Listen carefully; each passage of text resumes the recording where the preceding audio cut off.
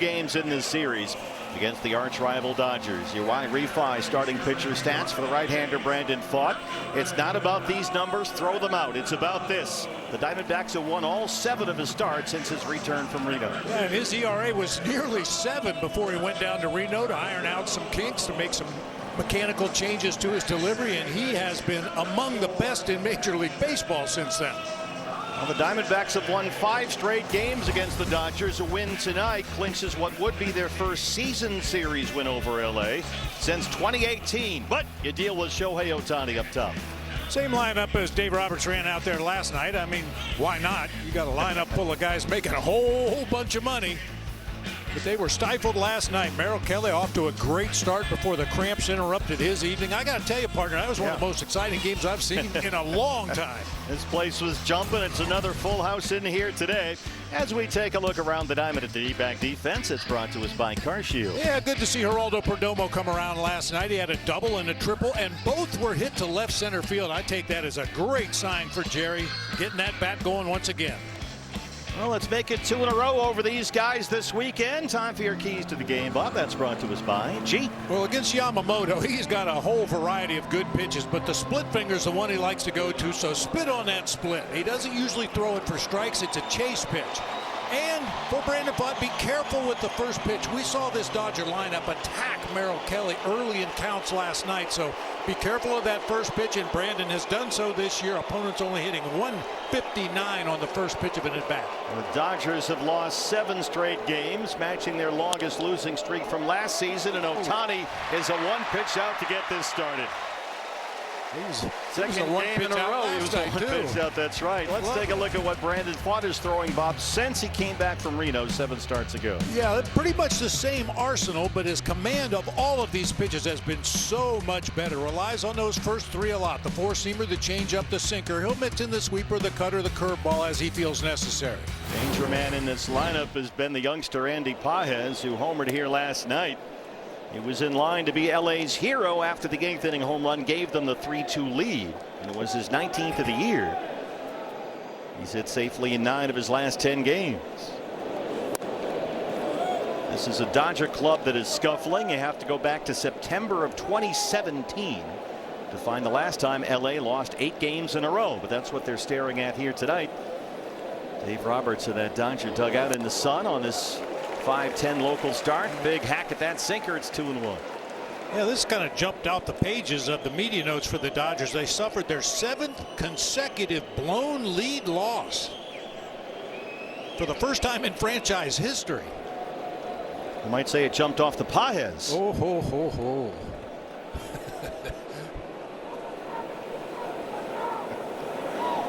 Yeah, LA reeling a bit. They are just 8-11 since the All-Star break. That's Nate Tomlinson back there, our Plenipart calling balls and strikes. It is 3-1 with Freddie Freeman on deck.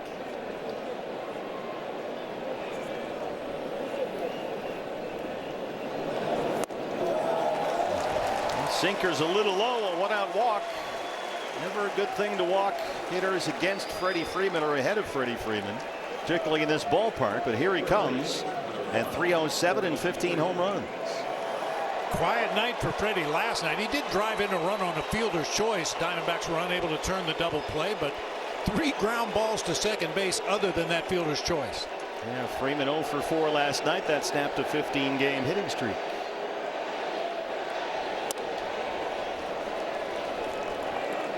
Pages does have 10 stolen bases. However, he has been caught 6 times. James McCann back there behind the plate tonight.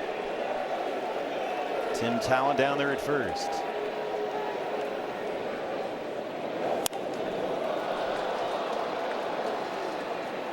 Freddie Freeman's not homered in a month. His last home run July 4th. He's gone 26 games and just over 100 plate appearances without a home run.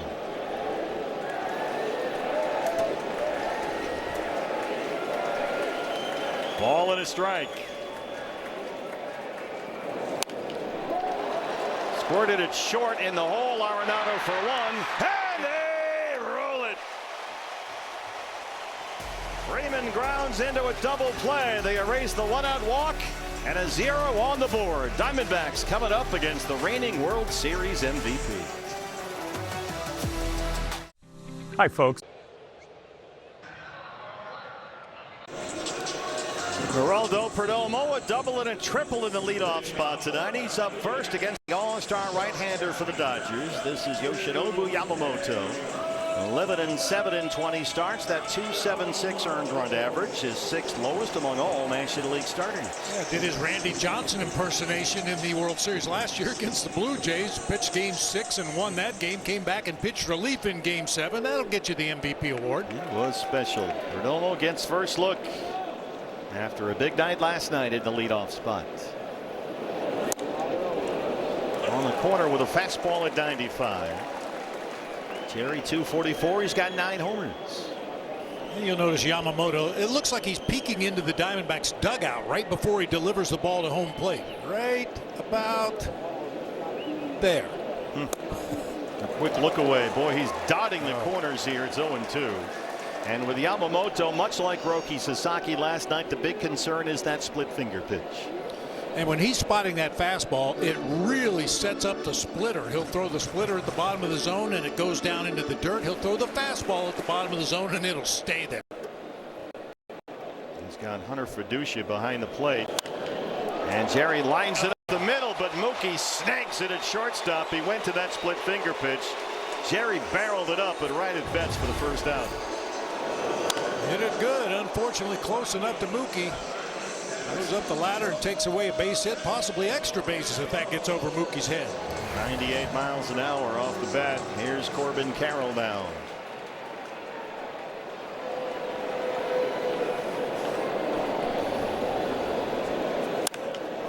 Corbin lifts the first one out to left. Teoscar Hernandez is there near the warning track. And Corbin's a one-pitch out. Here's a look around the diamond out. The Dodger defense tonight. We're going to highlight the second baseman, Tommy Edman. When you talk about slug in the Dodgers, his name doesn't usually come up, but he hit the ball hard 3 times last night, including that home run robbery by Corbin Carroll out in right field. 2 outs for Yamamoto. He's only thrown 4 pitches. Gabriel Moreno in the DH role tonight. Lovello insisted again today he has got to give Moreno a full day off very soon. It's just been awfully hard to get his bat out of the mix the way things have been rolling lately. There's strike one, another fastball. Jeff Bannister, the bench coach, on the left. Gabby doubled with 2 outs in the 8th inning last night to generate a bases loaded threat. He has been maybe the biggest piece of this offensive lineup over the last 6 or 8 weeks. He's got 18 RBIs in 19 games since the All-Star break. It's a ball and a strike.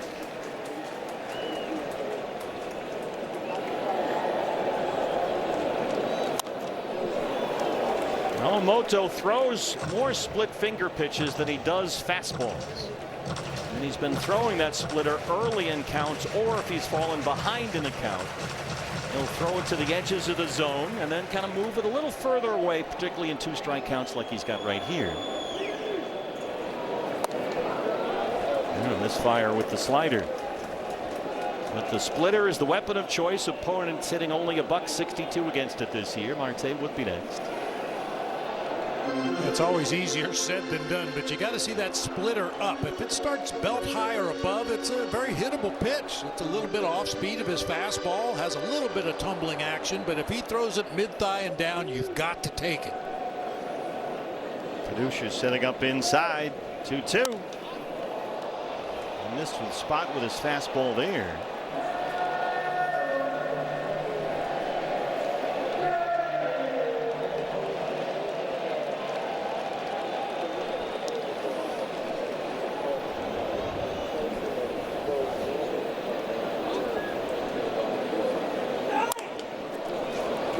Bounce to third, short hop for Muncy, and Gabby's safe.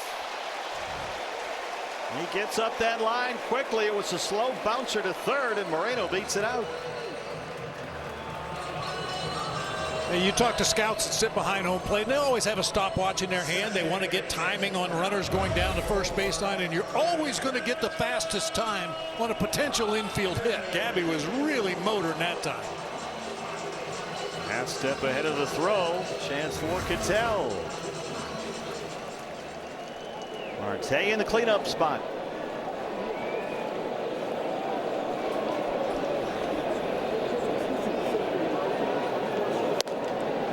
Fiducia back there, Bob. Little, not quite full Tony Pena, but he's close with one knee in the extended leg. Marte at 246 and 19 homers. There's Hunter Fiducia, just acquired this week from the Tampa Bay Rays. They are without both their injured catchers, Will Smith and Dalton Rushing. Yeah, we talked about that at length last night. I think the general consensus around Major League Baseball is the Dodgers need to get Will Smith back and healthy if they're going to have any chance in the postseason. Yeah, they might miss him more offensively than defensively too. Yeah. He's a key to their lineup. He's been out for months now with a neck issue. Tell takes the 2-0 slider up high. It's 3 balls and no strikes. Lars Nootbaar would be next. Tell went without a hit last night. He struck out twice. He is just 2 for 21 to begin the month of August.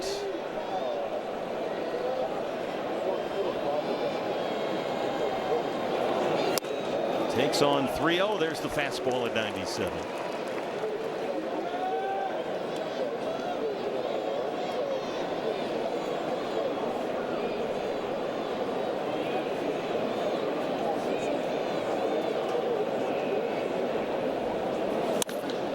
Is hammered foul right over the head of the first base ump Carlos Torres. It nearly got him down there.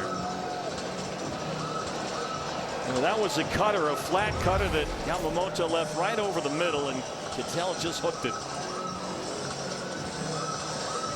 Yeah, you can see the spin on that ball as it came off his bat. It was going to hook into foul territory rather quickly. Freeman will play off the bag at first now. It's a full count, 3-2.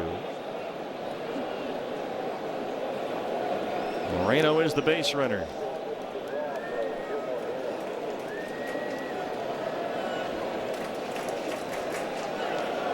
Yamamoto will pretend to throw to first, but there's no one to throw to.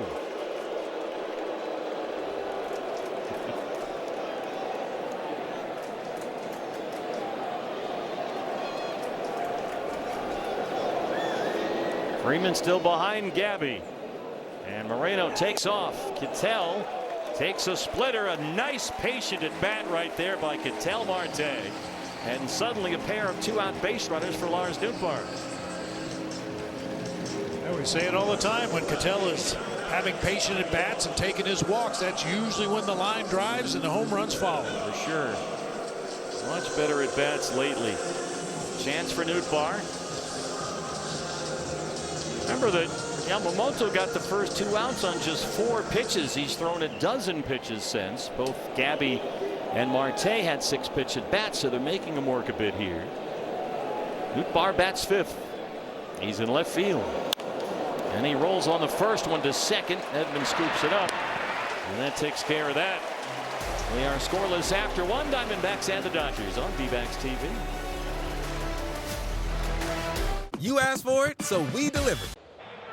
Our guy came down at like 6:20 and was like, you know, make sure you're on the line, like by Tori. I was like, what? But yeah, I didn't know until I saw her. I was just like, all right, let's hear it.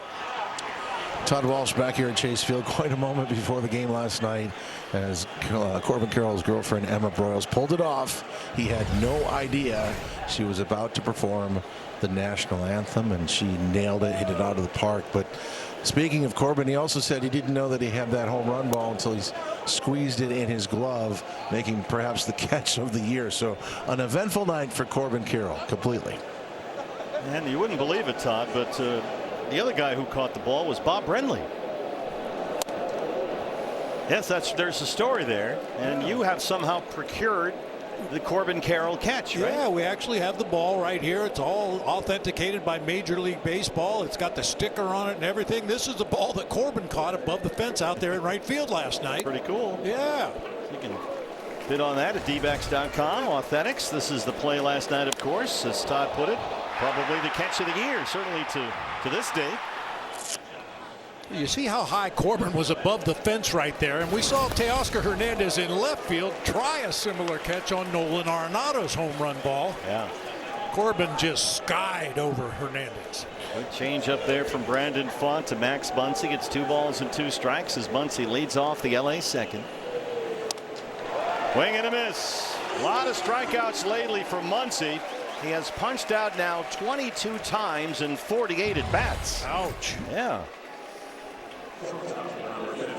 That's number 1 tonight for Brandon Pfaadt. Wow. Mookie Betts. He didn't get that bat started until the ball was almost in Mac's glove back there. Very late swing. A lot of swing and miss from Max Muncy lately. Here's Mookie Betts, who bats 5th, the shortstop. And a big hack at that sweeper. The OPS for Mookie, a career low to this point. 50 points down from last season. He's batting just .233. He singled and scored leading off the 7th last night. Brandon Pfaadt just pumping the strike zone at 0-2. This is when the big change with Brandon, uber aggressive since the Reno recall. He just pounds the zone. Quick, efficient innings. Keeping the pitch counts down. Bounce to Jerry at short. Long throw. Well, another big crowd. We had a huge 50-50 raffle jackpot last night. It's supported by Avnet Cares. Tonight we're already near $37,000, and it's going to get a whole lot bigger. We got well into triple digits last night. That'll be the case again today. You don't have to be here to play along. You can buy your tickets online from anywhere in the state of Arizona. Just log on to dbacks.com/5050 and you can win half the total. And of course, the other half benefits the Arizona Diamondbacks Foundation, all the great work they do with our youth sports and outreach programs all over the state. $127,000 last night split. It looks like there's more people in here tonight than last night. Yeah. And last night we had over 46,000 in attendance. This place is packed again tonight as Kyle Tucker steps in.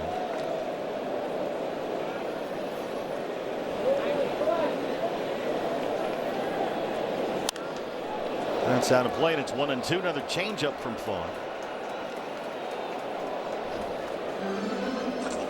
Might have a chance to get to 200 grand tonight. Oh, you know what?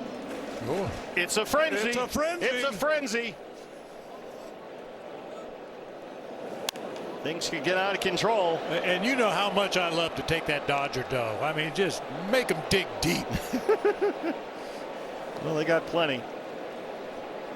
Our great staff working hard here at the ballpark. A full house in here. You can get your tickets online from anywhere in the state. dbacks.com/5050. Don't have to be here to play. A weak rounder to second. Brandon Pfaadt's got it rolling. 2 scoreless against the Dodgers. When we come back, Nolan Arenado's going to lead off the second. He was a big part of things last night with his 17th home run.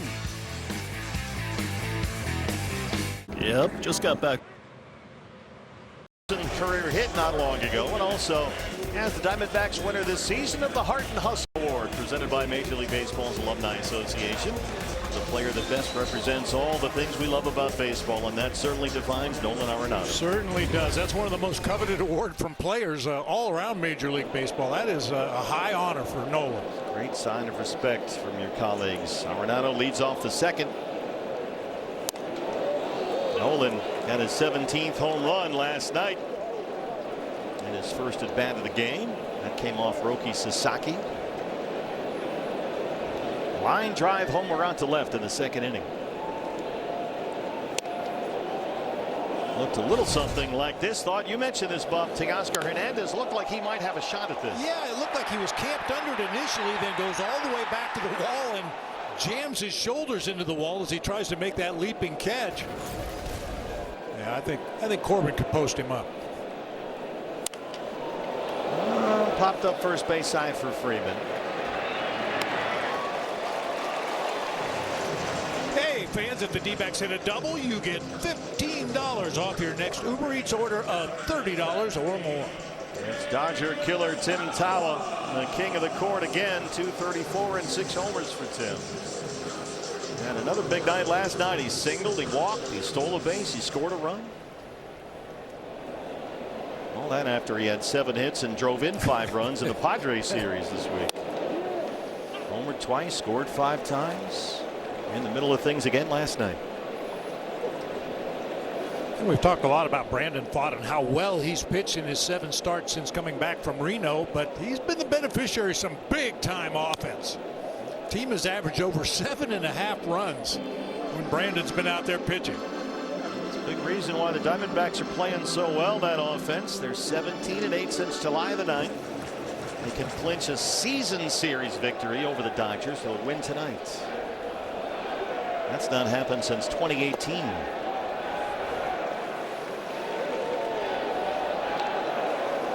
And Tawa's been a big problem for LA. Tim this year 9 for 19 against the Dodgers. 7 RBIs in 5 games. That's the cutter, and Yamamoto gets his first strikeout. I mean, Yamamoto obviously has really good stuff, but he has that ability to read an opposing hitter's swing as well. Showed up as a cutter, but it sure looked like a split. Definitely a splitter right there. Yeah. That's his favorite pitch in his 2-strike count, certainly. The catcher is James McCann, who homered off Yamamoto last month at Dodger Stadium. Starts him out with that split. We mentioned that before. He likes to throw that early in counts. So guys are up there looking for it. 303 and 4 homers for James, who homered twice against LA a month ago in Dodger Stadium. Once off Yamamoto, the other off Landon Knack. It's 0-2, and he goes right back to that split finger pitch. This was McCann against Yamamoto last month. Boom. Yeah. Like a fastball inside, maybe even off the plate inside. He got the barrel to it.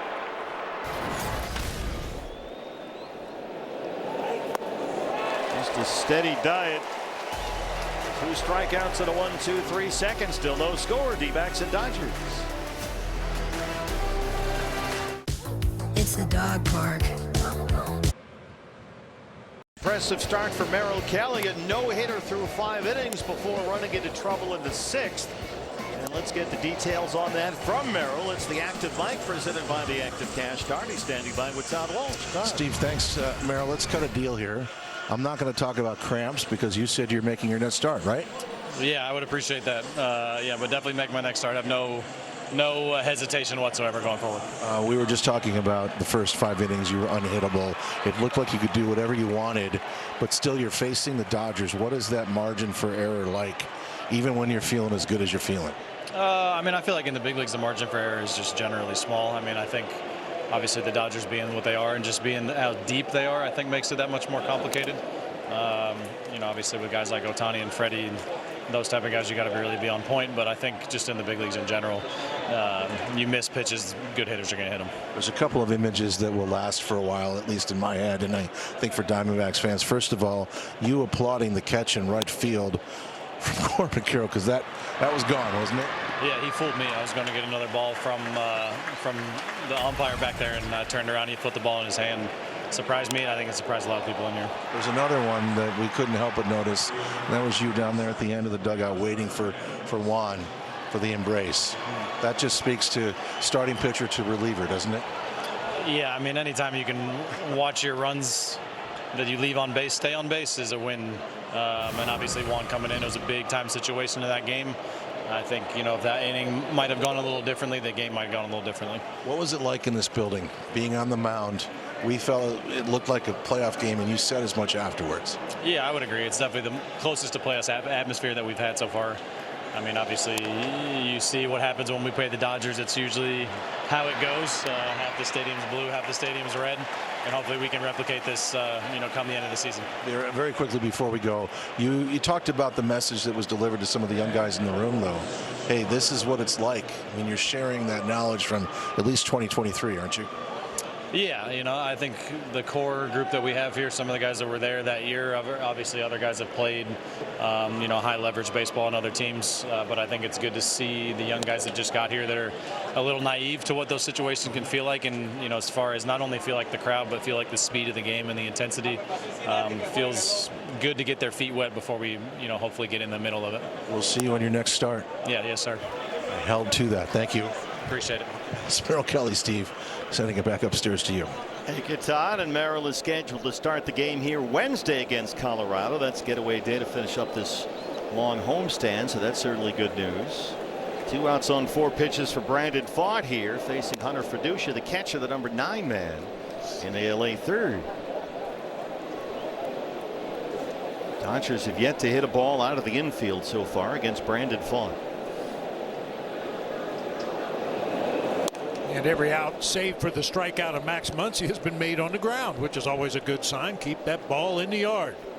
Erod goes here tomorrow, the finale with the Dodgers. Michael Soroka will work the Monday game against Colorado, coming off the injured list. And it's Mitch Brad and Merrill Kelly. It's a full count now on Fiducia, 3-2. Ohtani's on deck behind him.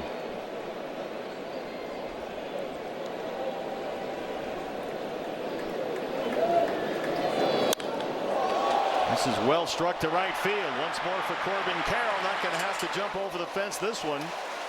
And Brandon Pfaadt has set down 7 consecutive Dodgers. He's worked 3 scoreless innings. Fans in Arizona.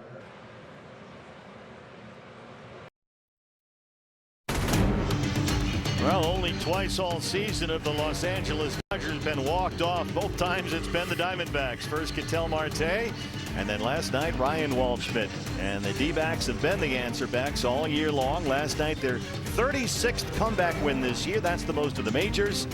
And Tor Lovullo called it one of the most exciting games of his career. I wouldn't argue with that. There was a lot going on in that ball game last night. Most of it good. They've won 5 straight games over the Dodgers. A win tonight, they can clinch a season series victory over LA, which would give them the tiebreaker, as well as improve their division record, which certainly factors into the wild card race heavily as well. And here, after the Waldy walk-off, is Ryan Waldschmidt. He leads off the third.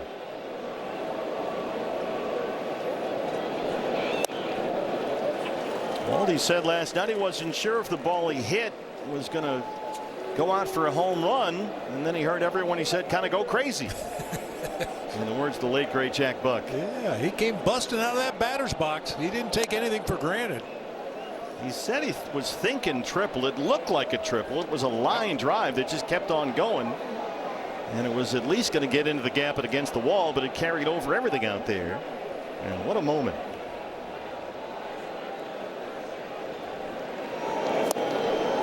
He said it. He'd not ended a game like that since he was a little kid in travel ball, maybe 12, 13 years old. He's thinking triple right here. And then, boom. Yeah. That's awesome. Ball and 2 strikes.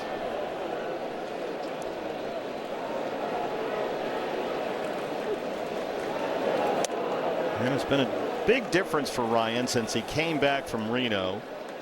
16 games since the All-Star break. He's hitting .385. Perdomo's on deck.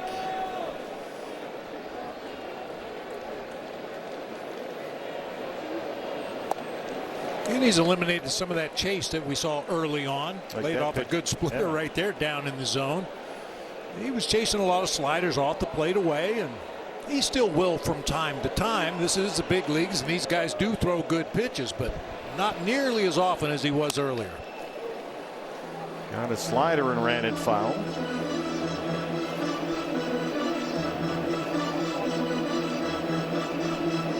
Yeah, first time through the D-backs order, Yamamoto has thrown first pitch strike to 8 of the 9 hitters he's faced, with a little bit of everything.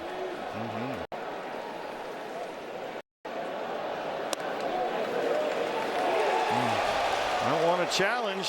Nate Tomlinson rings him up on a borderline pitch. Waldy walking away shaking his head. Yeah, looked like a ball to me. Might have a point here.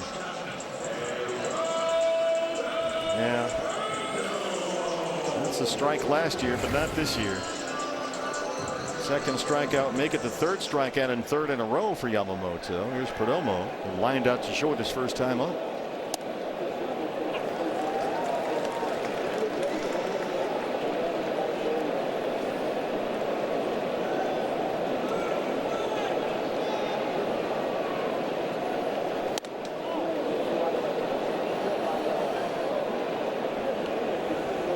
Jerry's bat has come alive lately.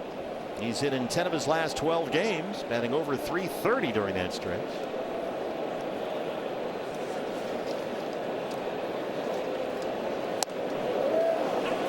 Fastball's in at 97. Both of his extra base hits, a double and a triple, came to that gap in left center last night. Real nice approach by Geraldo Perdomo against the Dodger pitchers last night. He's got 5 extra base hits in these last dozen games.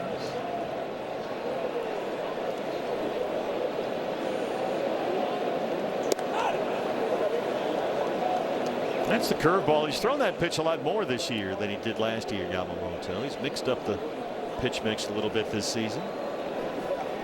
Corbin would be next. It's 2-2 on Perdomo. And Jerry kind of digs it out there. Edmonds got it, and Yamamoto has retired 6 in a row. There's 2 outs in the third. Hey fans, when the Diamondbacks hit a home run tonight, you score a free Jumbo Jack. That's right, a free Jumbo Jack from Jack in the Box with the purchase of a large drink. Corbin was a 1-pitch out in the first. He flied out to left.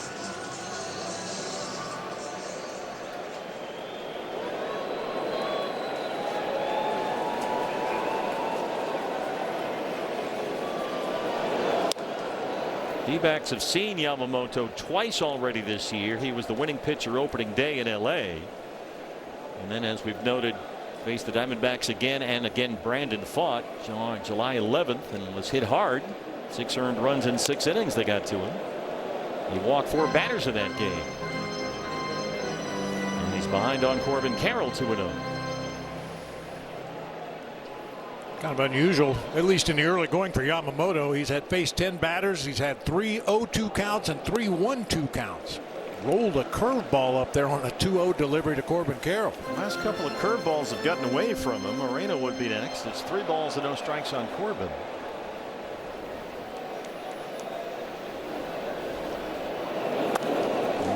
Well, he's all over the place here. He missed badly with a split finger pitch, and something's not quite right with Yamamoto. Almost looked like he just didn't want to throw him a strike right there. Well, we talked about the Waldy walk-off, and it's created this, a tremendous, exciting offer for D-back fans. You'll get 50% off. That's right, half-price tickets for the entire Rocky series, Monday, Tuesday, and Wednesday. You can unlock the offer code. Use the code WALK-OFF at dbacks.com/SGT. dbacks.com/SGT. The code is WALK-OFF. You'll get 50% off tickets for all 3 games against the Rockies starting on Monday. Gabby singled in the first. That's so far the only hit in the ball game for either side.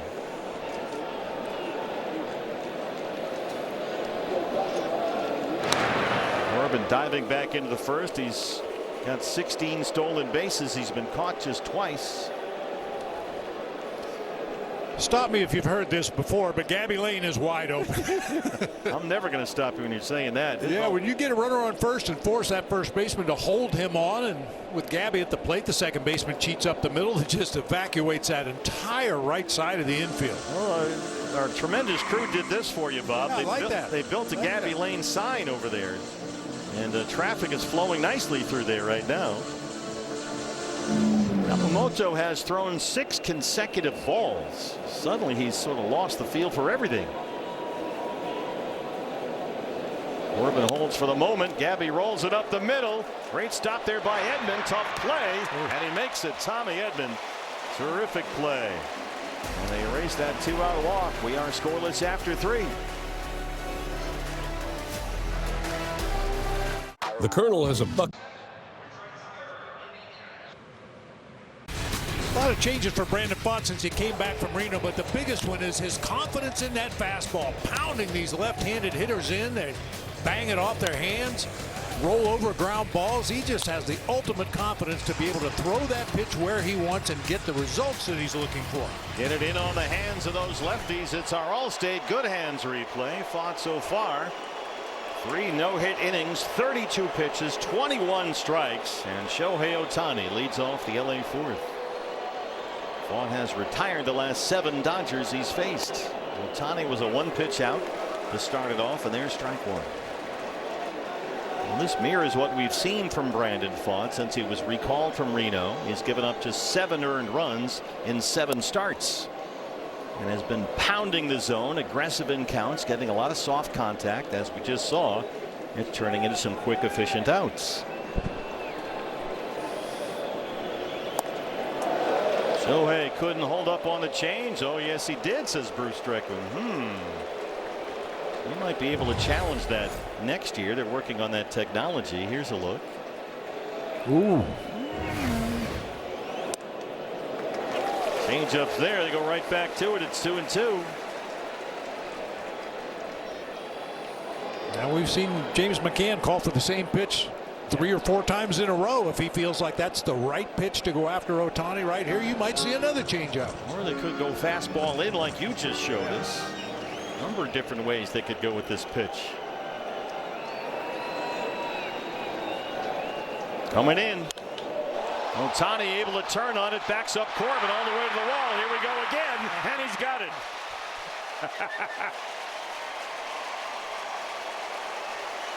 Well, that's exactly what they did, Bob. As you pointed out, they came in with that four-seam fastball. Yeah, unfortunately, Ohtani doesn't get all of it. Hit down near the trademark, gave it a long ride, but Corbin Carroll on the other end.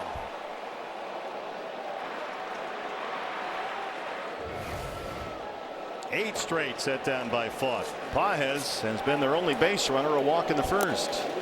And he can't check on that curve.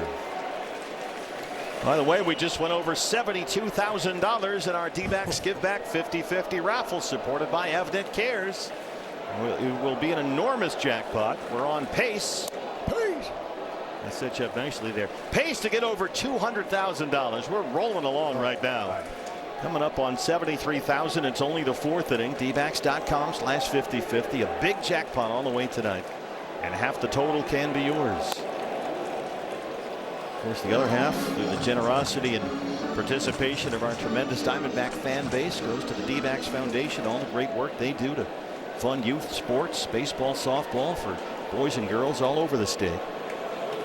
All financed by our Diamondback fans. Pages spits on that changeup. It's 3-1. Freddie Freeman would be next. Freeman hit into a double play to win the first.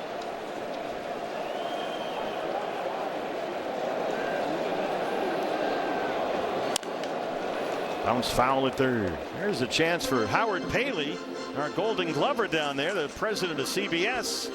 Makes a tremendous play. And we've got Mr. Bill in right field. That's Bill Callison. No, Mr. Hands.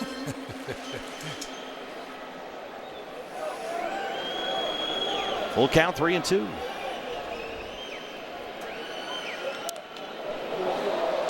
Threw a sweeper in there and popped it up back here.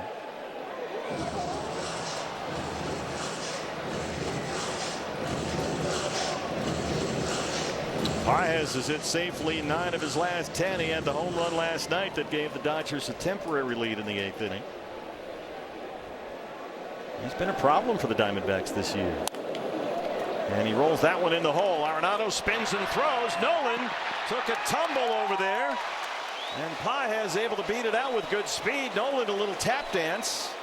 And it took a while for him to get that ball going. Yeah, I don't think he had a good grip on it when he initially went into the glove. Had to take an extra step before throwing that ball across the diamond, and that was the difference in that play. No challenge from the Diamondbacks. He just couldn't quite dig it out quickly enough. All right, Refi gives us a look at the slow-mo. So that's the first hit for the Dodgers against Brandon Fott, a one-out base runner for Freeman, who after Pages walked in the first, hit into a double play to end the inning. Well, here's Freddie again, still without a hit in the series. Yeah, Freddie was one of the victims of those inside fastballs. Hit into that double play just softly off the bat. Freeman, keep in mind, was just removed from a game at Wrigley Field on Wednesday. He got hit by a pitch on the right hand. Didn't miss any time. X-rays were negative.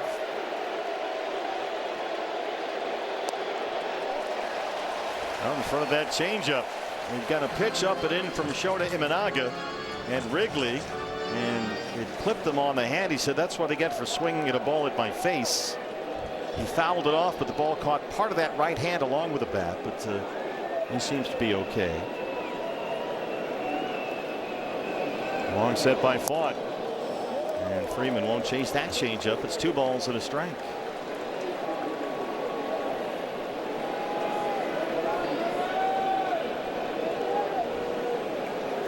Sauer holding Pages on the base at first.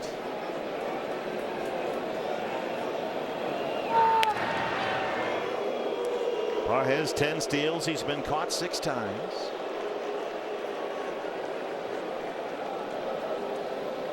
Chris Woodward coaching at first for the Dodgers, and veteran Dino Ebel at third.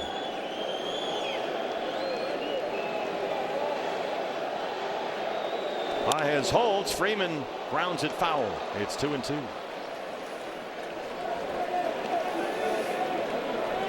Now this one, Freddie is more likely to hit the ball to the opposite field. He'll hit it from foul line to foul line in any count, but with 2 strikes, he's a little more defensive up there at the plate and hits more balls to the left side. Freeman a dozen seasons with the Braves, now in his 5th year with the Dodgers. The career .329 hitter against the Diamondbacks. 2-2 is way upstairs. Yes, he checks his Bruce Dreckman, and it's full. 3 balls and 2 strikes.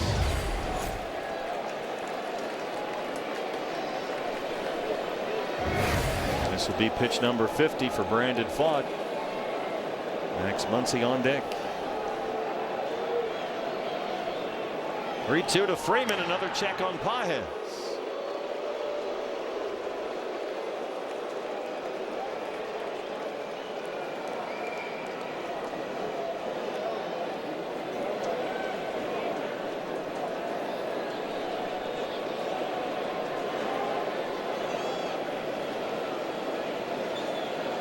Now Pages gets started. Freddie lines it to Arenado. Nolan tosses across, and they're able to double off Pages. So for the 2nd time tonight, Freddie Freeman hits into a double play, and Brandon Pfaadt has worked 4 scoreless innings of 1-hit baseball against Los Angeles. There's out number 2, and Tawa has it for 3. We're scoreless in the 4th. If your windows can't keep up with the heat, it's time for an upgrade. At the Window Depot, windows are what... If you missed last night's Diamondback game, shame on you. We don't want you to miss any more, so we're going to give you this tremendous deal. It's a limited time offer. You can watch every game rest of the year on dbacks.tv. The subscription is only $17.99, presented by Progressive, subject only to national exclusivities. dbacks.tv. More info every game rest of the year, home and away, live and on demand, just $18.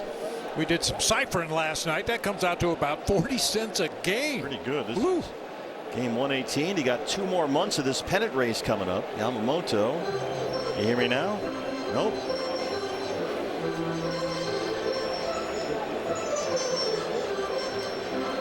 $17.99 for the rest of the year. dbacks.tv. It is a limited time offer. You can watch the games live. If you can't get to the TV or the phone or the iPad, you can watch on demand as well. Go back and watch some other games. Just $18 for the rest of the year.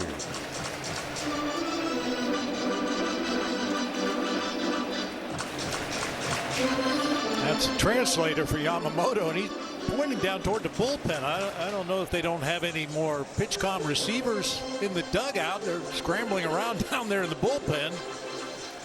He's got a new one now. The receiver for the PitchCom goes in the lining of the cap. Yeah, might as well bring it down. Yeah, might as well bring it down.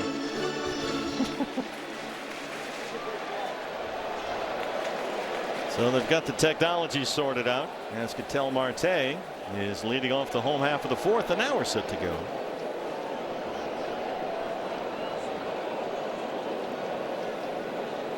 Yamamoto and Pfaadt, a rematch of their start last month at Dodger Stadium, where Pfaadt more than got the better of Yamamoto in a big Diamondback win. Yamamoto has walked 2. At one point he struck out 3 in a row. One of the walks was Marte back in the 1st. Ketel had a very patient at bat. Got jammed right there, and he pops it up to Muncy. Yeah, that 3rd inning for Yamamoto, he only threw 12 pitches. Only 4 of them were for strikes, but he managed to get out of the inning unscathed, other than the walk to Corbin Carroll. Now the PitchCom has been delivered in case we have that situation again. One out for Lars Nootbaar.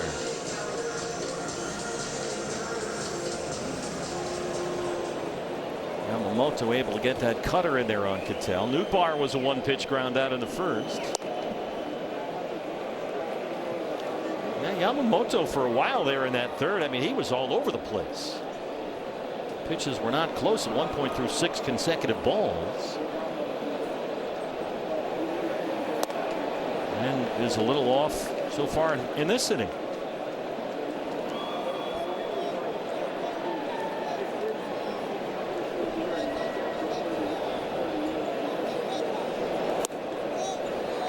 Just pumps one in there at 97 for a strike. Yamamoto, since the loss to the Diamondbacks last month, has been outstanding. He's given up just 6 runs in his last 23 innings. That's a check swing foul. Got that cutter in there. He has recorded wins over the Yankees and the Mets. That was followed by a 3-2 loss to the Red Sox. The win over the Yankees came in the Bronx, his first career complete game in the major leagues. There's a look. Wyree Fight just caught the barrel of the bat. And a swing and a miss on that split finger pitch. That's his go-to pitch with 2 strikes, and it picks up his 4th strikeout. You'll see that split finger grip right there. Not as wide as some pitchers, but boy, is that a good pitch for him. It's a weapon. He's throwing it more this year than ever before. In fact, he throws the split finger pitch more than he throws his fastball. Arenado popped out his first time. Sinker is low.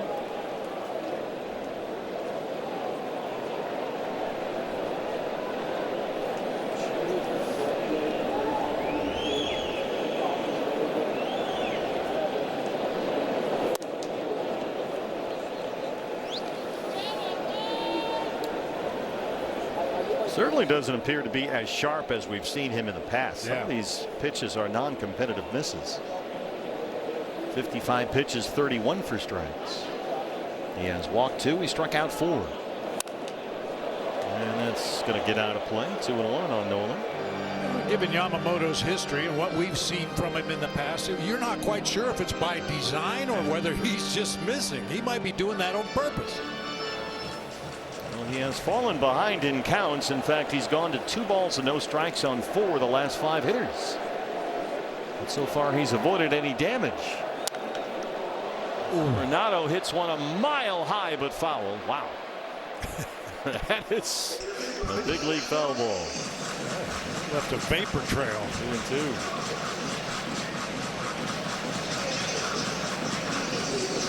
This is the count, as we've talked about, that Yamamoto likes to go to that split finger pitch. That's got to be in the back of Nolan's mind here with a 2-strike count.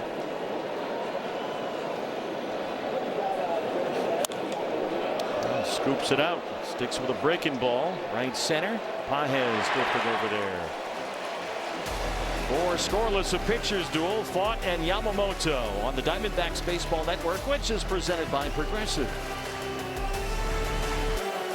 Because of you, someone made it home safe. Copyrighted telecast is presented by authority of the Arizona Diamondbacks and may not be reproduced or retransmitted in any form. And the accounts and descriptions of this game may not be disseminated without the express written consent of the Arizona Diamondbacks.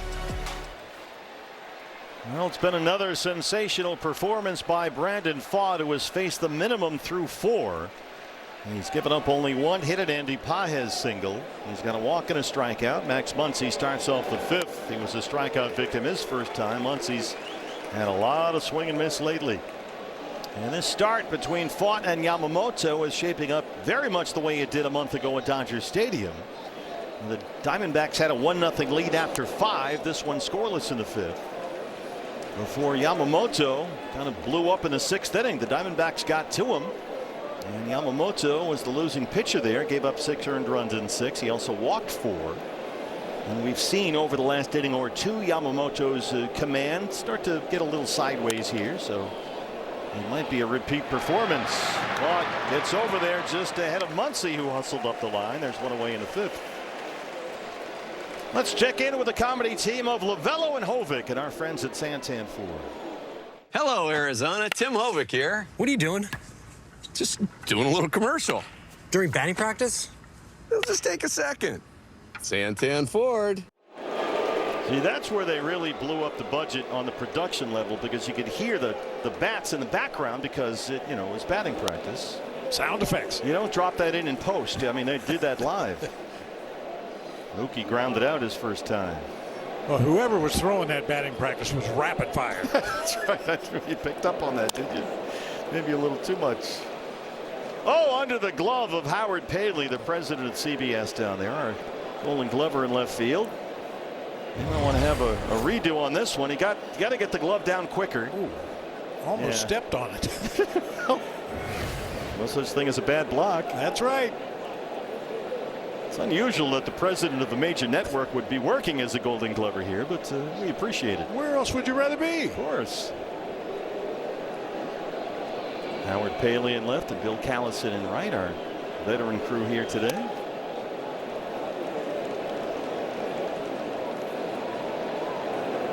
Mookie's offense is yet to show up for the Dodgers. He's really fighting it these days, and has admitted as much. He says he's never struggled like this, and was honest in saying he doesn't really know how to get through it. And what he's been going through has been really hard for him. The numbers have been backing up. It's 2-2 now. Tucker on deck. One offer at the changeup, full count.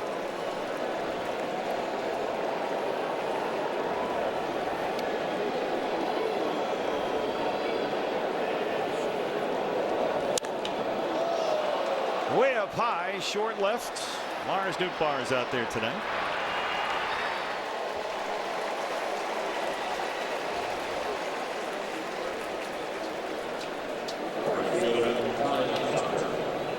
Two outs for Kyle Tucker. Well, we saw Merrill Kelly pitch 5 innings of no-hit ball last night before running into the cramping issues in the 6th. And now tonight, Brandon Pfaadt is 1 out away from 5 innings of 1-hit baseball. A Pages single in the 4th, the only LA hit so far. Merrill will start Wednesday's finale here against Colorado. Tucker shoots it down the line in right, and it's foul.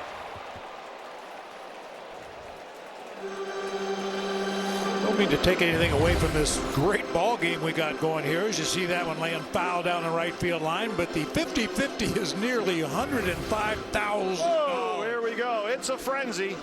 We have a 50-50 frenzy today, so this is the day to get your tickets. dmax.com/5050. You don't have to be here at the ballpark to play. Fans anywhere in the state of Arizona could get their tickets online, and you can win half the total jackpot. The other half benefits the Diamondbacks Foundation. And so on 1 on Tucker. Pfaadt now with 60 pitches, 38 strikes.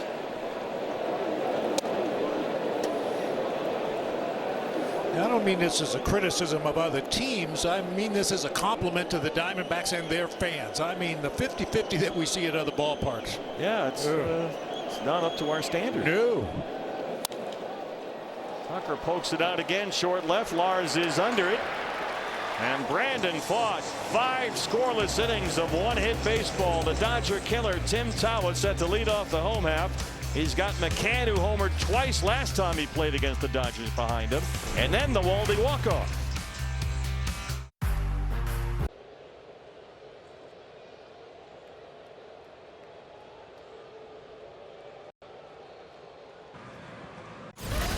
This place was electric last night, and I know that the players picked up on that energy. We want our fans to come every game. We got to win them back. We got to win baseball games. We got to do what we did in 23. And overall, those moments are very special. Todd Walsh back here at Chase Field, no score, and that was Torey Lovullo last night. I love what he said earlier today, I should say, about the fans and their feeling about what went down and what they all experienced just a few years ago, all the way to the World Series. They're hungry. They want it again. They're tasting it, and as Torey said, we want to win them back. Well, last night was a nice step in that direction. It was a thrilling night for sure, Todd. Here's Tim Tawa, who struck out in the 2nd, starts off the 5th against Yamamoto, who has set down 10 of the last 11 Diamondbacks he's seen.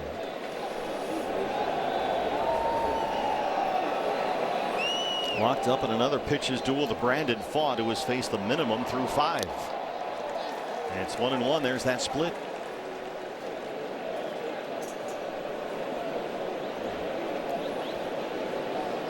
...60 pitches. Roughly half for strikes, a little more. He's walked 2, he's punched out 4.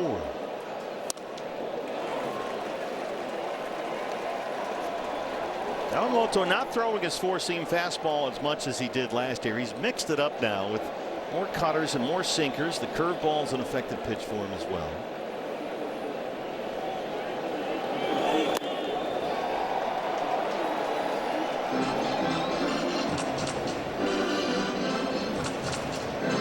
Only 1 hit so far. A Gabriel Moreno single in the first.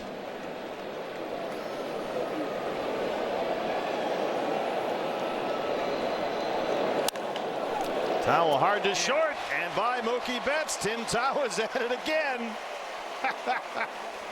Tim Tawa this year is 10 for 21 against the Dodgers. Pounded that sinker past Mookie Betts at shortstop that time.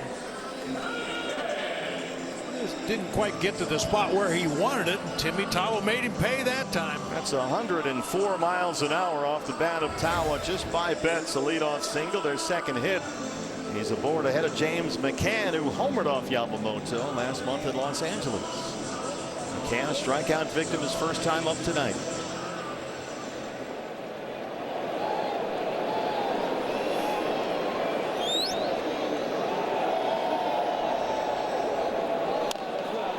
Bunts it foul up the first base line. Your offensive strategy will occasionally change depending on how the two pitchers are attacking the opposing lineups. And it doesn't look like there's going to be a whole lot of runs scored tonight. So Torrey asked James McCann to put down a sac bunt right there. There's Geraldo Perdomo talking, something we rarely see. Wow. Save that tape. You're right. 0-1. McCann squares again. Goes back and takes a ball. The way McCann has been hitting the baseball lately since he came off the injured list, you wouldn't mind seeing him swing away here. Everything, of course, is situational, but in 10 games since he came off the injured list with that right quad strain, he's got 15 RBIs. Trying to avoid the double play and move that runner along. Now the 1-1. Squares up again, pulls back and takes ball 2.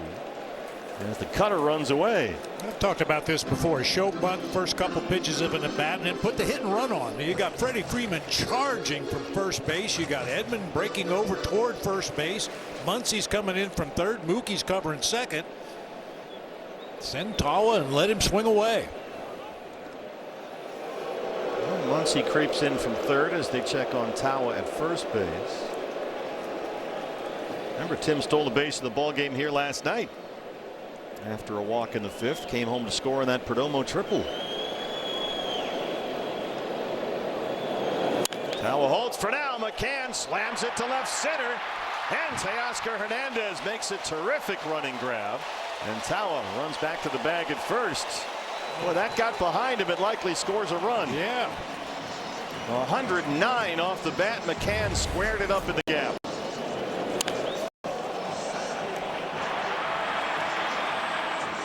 Just a last-second reach that time by Teoscar Hernandez. Took extra bases away from James McCann and possibly kept a run off the board right there.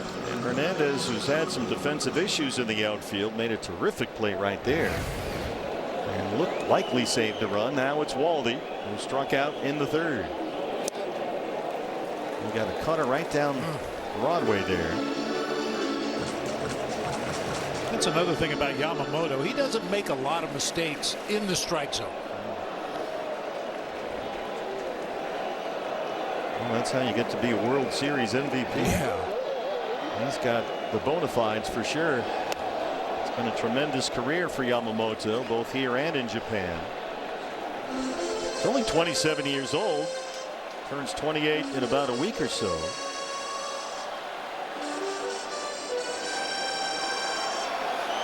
Seven seasons with the Oryx Buffaloes in the Japanese League. And a career 1.82 ERA. He won the Sawamura Award 3 times. That is the Japanese Cy Young. 3 straight seasons he won the NPB's Triple Crown in the Pacific League. He led the league in wins, ERA, and strikeouts 3 years in a row. Wow. 70 pitches now, 40 strikes. Tawa's inching off first. There he goes. Waldy hits a ball down the right field line, but foul.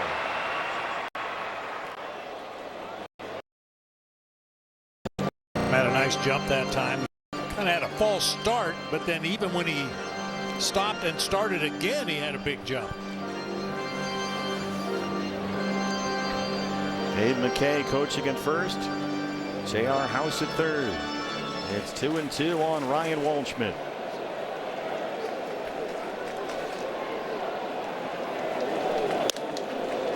Won't chase up there. Full count to Waldy with Perdomo on deck.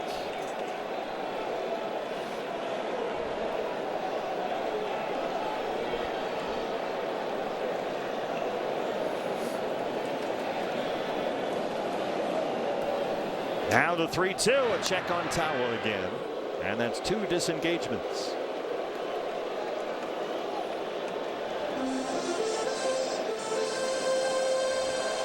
That's all they give you. Tim inching way off the bag, and that one hit Waldy. The cutter didn't cut. Tawa was all set to go. He got an enormous lead, but then decided to stop. He'll get to second anyway. We'll check on Ryan Waldschmidt. He seems to be okay. Mark Pryor and the translator out to the mound. This has not been the sharpest by far we've seen Yamamoto with the command and control. It's been a little erratic here.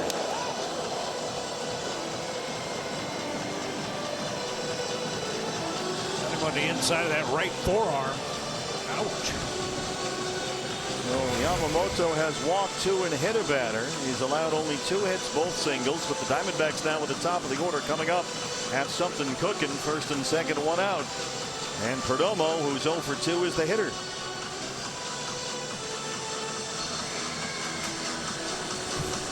This is how it went for Yamamoto last time he faced the Diamondbacks, which was a month ago, of course, at Dodger Stadium. He was pitching well once he got deep into the ball game, and then things kind of got away. The Diamondbacks jumped him for 5 in the 6th. And they have a chance to strike first right here. Perdomo 0 for 2.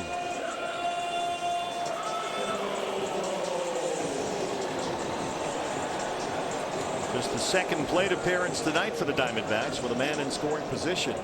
Dodgers have not had one. Tawa's at second and Waldschmidt's at first.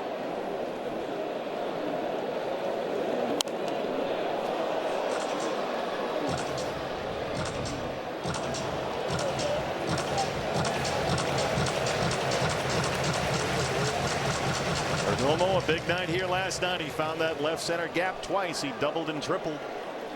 And a timeout. I think a reason for those extra base hits for Geraldo last night, both came to left center. You see Teoscar Hernandez plays real short for Perdomo. Much more shallow than he plays for just about everybody else in the Diamondbacks lineup.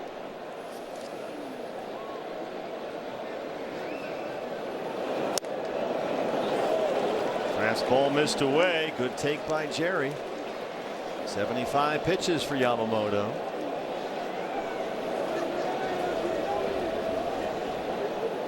He's walked 2 and hit a batter. He struck out 4. And now Fiducia's got some pitch calm scenario again. Does that thing speak Japanese? They have them in different languages. I'm not even kidding. They have a Spanish version and a Japanese version, and obviously an English version. Didn't initially you could put any voice on it you wanted? Yeah. Oh, you want your wife to tell you, hey, throw a strike. Well, you might not want that. Speaking of voices, let's hear from Jack in the Box. Don't get FOMO. Get my Philly style bonus Jack combos and new Philly Munchie Meal. Welcome to Jack in the Box. Maybe the Dodgers can't afford an extra pitch comp. They got all their money invested in players.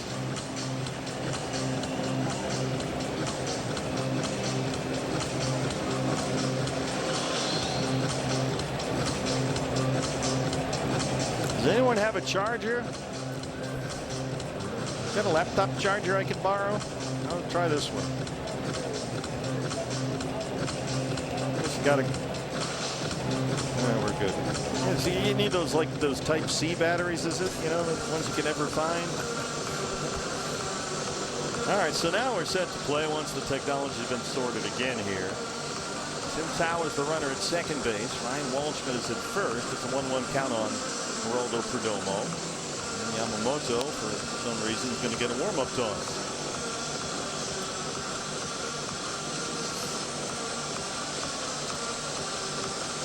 .75 pitches, 42 strikes. 2 on and 1 out. Scoreless in the 5th.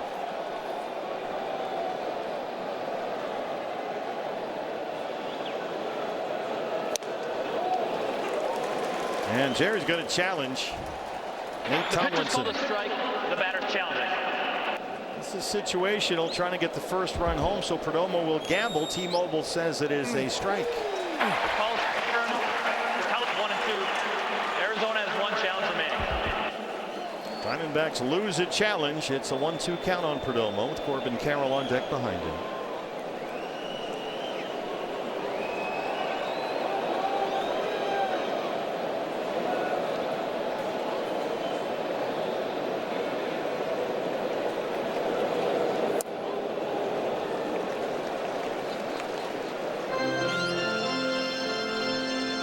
Corbin walked his last time up.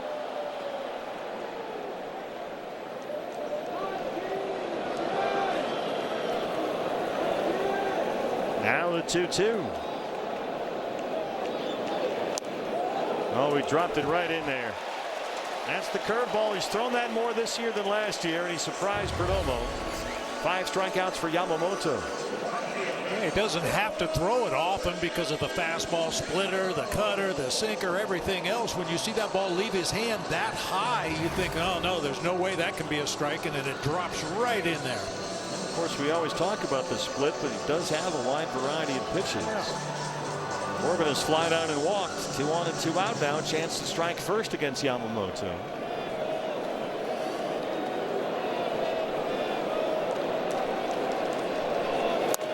Corbin has had little to no luck in his career against Yoshinobu Yamamoto. He is 2 for 24 with 7 strikeouts career.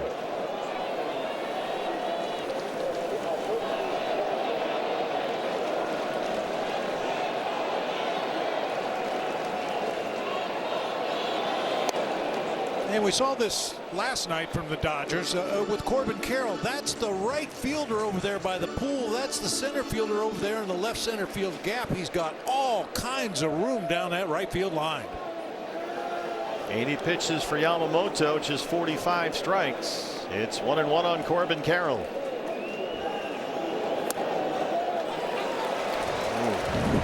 Nate Tomlinson, you'd like to have that Perdomo challenge back.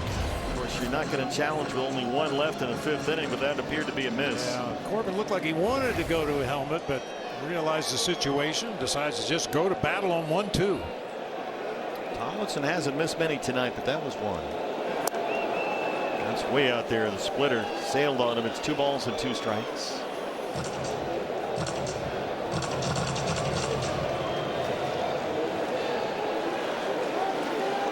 Gabby singled in the 1st. He would be next.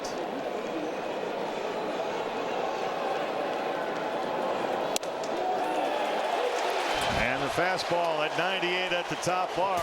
Back-to-back strikeouts looking for Yamamoto, who strands 2 and keeps the game scoreless. You asked for it, so we delivered. It's Brandon Pfaadt start against the Dodgers at Dodger Stadium. I want you to watch the quality of these swings. Yeah, Ohtani had a pretty good hack right there. A little grounder to second. A little check swing off the bat of Max Muncy. Teoscar Hernandez with a check swing. Freddie Freeman ground ball to the left side. Muncy another emergency swing on a pitch away. Just not a lot of good approaches against the Dodgers. Or for the Dodgers against Brandon Pfaadt. And Brandon now for the 2nd time in a month against this LA lineup has pitched 5 innings of scoreless baseball. He has faced the minimum through 5 tonight and allowed only 1 hit, and Andy Pages single in the 4th. Pages in fact has been their only base runner. A walk and a single. Freeman has hit into 2 double plays, and Edman, who grounded out in the 3rd to lead off the inning, starts us off in the 6th. Brandon Pfaadt just pumping first pitch strikes in there. That's 12 out of 16, and he's used all 6 of his pitches to steal that strike 1. The fastball, the sinker, the cutter, the curve, the sweeper, and the changeup.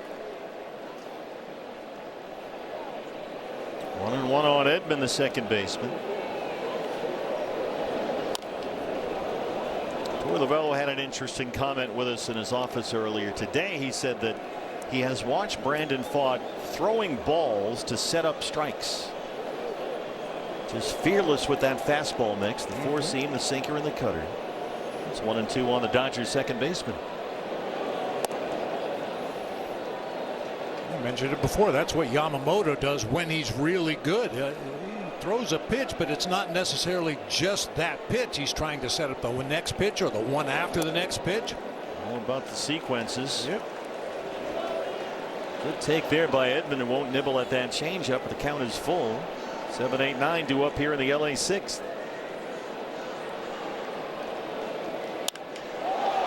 Center field, Ryan Waldschmidt backing all the way up to 413. He's got plenty of room. And that's 5 in a row retired by Brandon Pfaadt. He has set down 13 of the last 14 Dodgers. Now take Oscar Hernandez.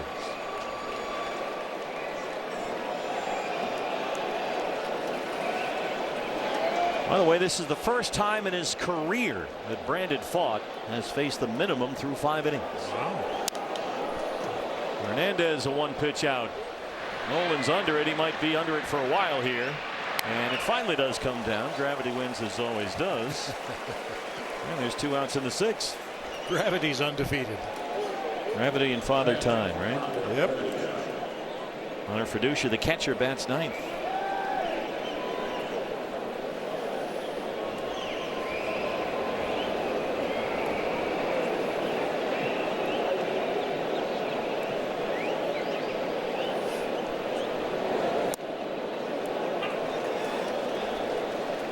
Curveball. That's the pitch that has become a little bit better, in fact, than his sweeper. It used to be all about the sweeper when Brandon Pfaadt first came in. That curveball has been a bigger and bigger part of things, and there's another one. Fiducia will challenge. The pitcher's called a strike. The batter's checked. That curveball has really developed nicely for Brandon Pfaadt. T-Mobile gives us a look, and that's a ball. The call's overturned. The count's 1-1. Yeah, that may be a ball, but that's a well-located curveball right there. You don't want to hang that up there belt high where Fiducia could do some damage with it. Throw it at the bottom of the zone. Maybe he swings, maybe he takes. So Pfaadt goes right back to it. We talked about that with James McCann. Often we'll see James, when he's catching, call for the same pitch 2, 3, 4 times in a row. So far, all curveballs to Hunter Fiducia, the Dodger catcher. And the changeup sails up and away. Well, you don't want to lose Fiducia here to win the inning because trouble's lurking in the on-deck circle. Yep.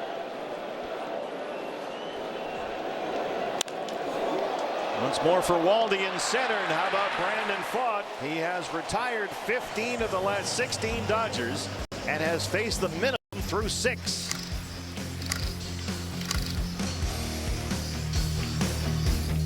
That swordfish. What?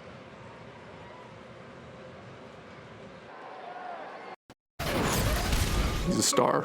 I mean, unique. Swagger. Amazing. Good player, man. Exciting. Awesome. Happy guy, yeah. He always happy, he always laughing, he always like say comments, like pass by us and say comments just to make us laugh or something like that, you know. He's definitely a glue guy for us, kind of brings everyone together. Oh, his Diamondback teammates talking about Gabriel Moreno, who has one of 2 Diamondback hits, a single in the first. He leads off the 6th against Yoshinobu Yamamoto. And Troy Lovello was talking about Gabby today, and he noted that Gabby has worked really hard to eliminate a language barrier. His English is really, really impressive. Really He's worked good. hard on that, and that helps develop a relationship with the pitchers, which, as we know, is critical for any catcher. It's some of the things you might not think about right away, but that's some of the challenges that the international players face, and Gabby has really gotten after his English and has done a really good job with it.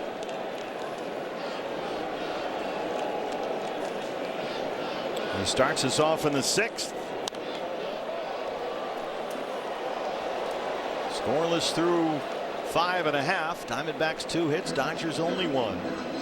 Don't forget the 50-50 jackpot, now well over $160,000. We're only halfway through the game. Timeout. It's a frenzy. The D-backs give back 50-50 raffle supported by Avnet Cares. Fans anywhere in the state of Arizona, if you're watching, just log online dbacks.com/5050. Get your tickets. You could win half the final jackpot, which almost certainly will be at least $200,000 tonight. It's 0-2 on Moreno.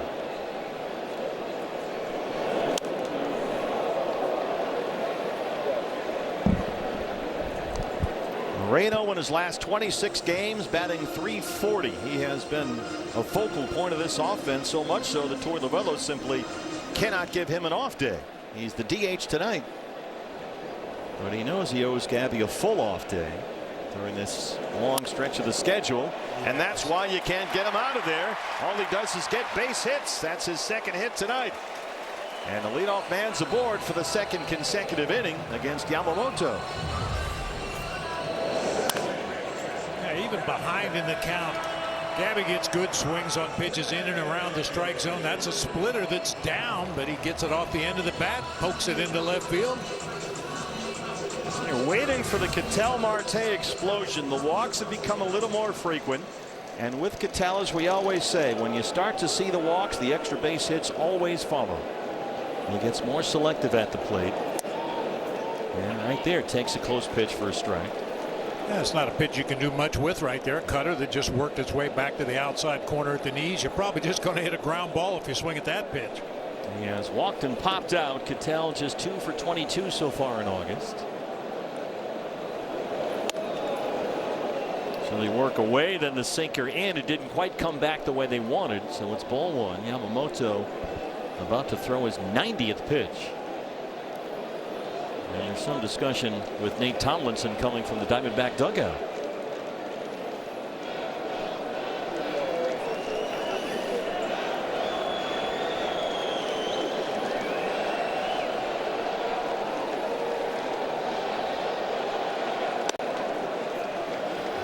A lot of that from Yamamoto. Some really big misses. His command and control has not quite been nearly as refined as we've seen before. 90 pitches, 52 strikes. Mark Pryor, the pitching coach.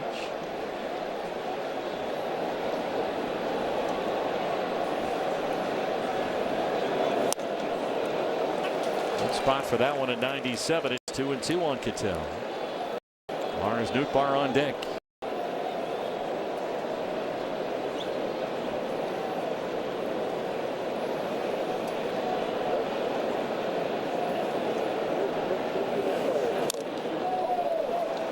Boy, they left that splitter up. Yeah, he was trying to follow up that low fastball with a splitter in the same location, hoping to get a swing and a miss right there. But you're right, he left that one up. 2-2 on Marte. Moreno at first, a leadoff single. Diamondbacks have out-hit LA 3-1. Still scoreless in the sixth.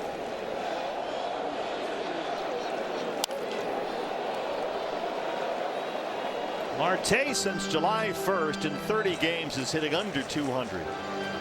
He has just 9 RBIs in those last 30 games, and they could desperately use some more production.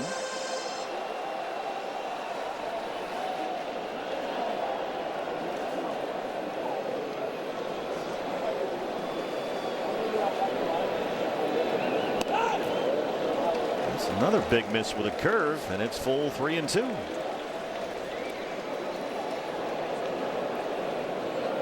No activity for the moment in the Dodger bullpen. It's quiet back there.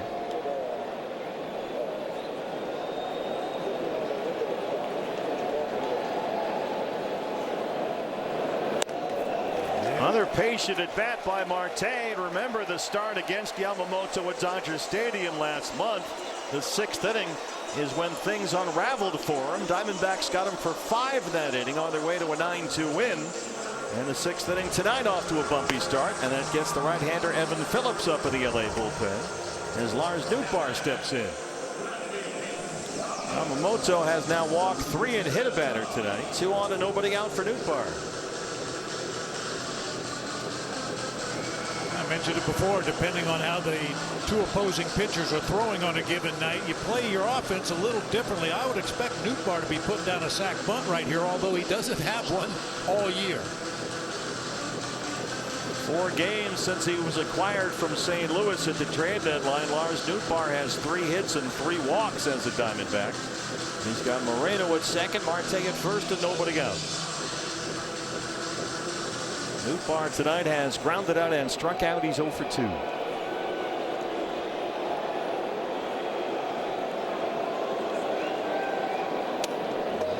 No sign of a bunt there. Dodgers playing their infield back on the right side. Muncy was in front of the baseline at third base that time. He backs off a little bit now, even with that bag at third.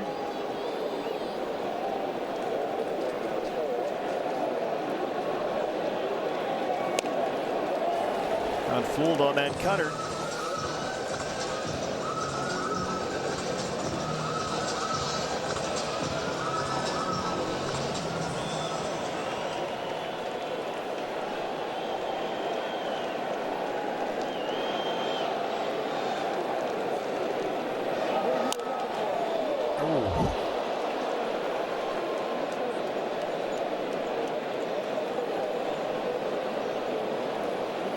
Heavily padded right ankle and foot, but still drives that ball right down off his knee. Ouch. Ow. Max Esposito, the Northeastern Husky, going to run out there and have a look at Lars Nootbaar, who is still limping badly around there. That one really caught him.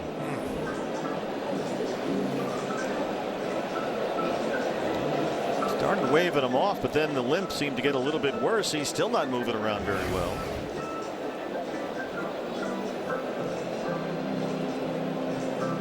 Remember Lars coming off the surgery last fall. It was October 7th when he had operation on both heels of both feet. A condition known as Haglund's deformities, where they have to shave bone spurs off the back of each one of his heels. And he spent much of this offseason, he said, in a double walking boot, which sounds like a whole lot of fun. And it's a condition that he's kind of battled really since middle of 23 or 24 or so, but he's well on his way to healing up. And he's going to stay in the game now with a 1-2 count. Moreno at second and Marte at first.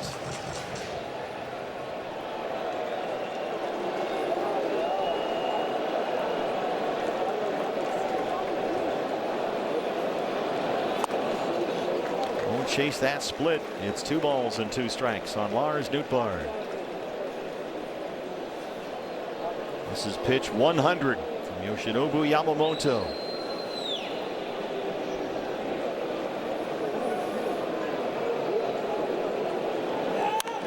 2-2 is hit right at Edman. They had a chance to double off Marte, but Freeman was playing up the line, and so they'll just get the one. One former Cardinal hits it to the other. This is 108 miles an hour off the bat of Nootbaar. Smoked right at Tommy Edman. Didn't even have to move. Nootbaar and Edman were getting together before the game today to talk about their days together in St. Louis. 100 pitches, 58 strikes for Yamamoto, and now he'll face another former Cardinal. It's Nolan Arenado. Nolan has homered in 3 of his 6 games this month. He homered here last night, his 17th of the year. Won't offer at the cutter.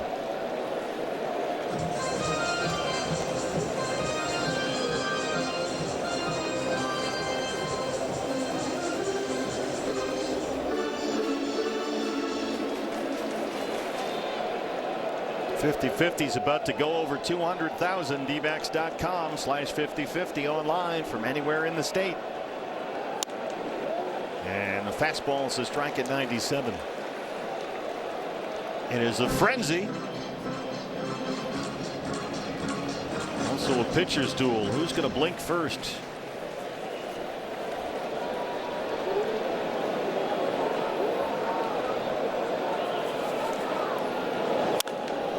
Look out, J.R. House. It's a tough night down there for CBS. Yeah. Howard Bailey getting busy. Hey, what do you want from me? I run a network.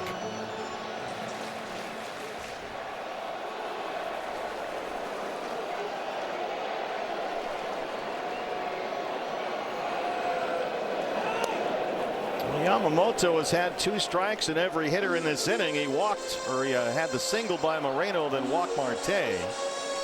Got the 2-out line out by Newt Barr. Now it's 2-2 on Arenado with Tawa on deck behind him. And the sun setting here in downtown Phoenix.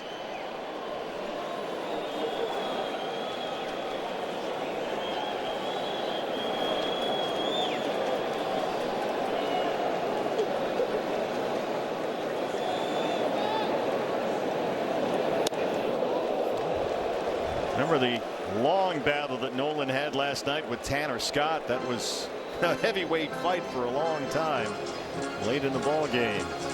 Arenado finally struck out to win the 8th inning.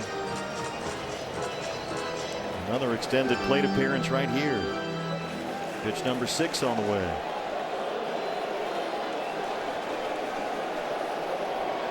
Full count, 3-2.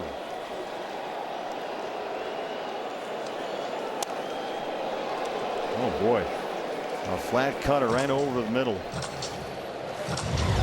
Cue that right off the end of the bat. Just enough movement on that middle of the plate cutter.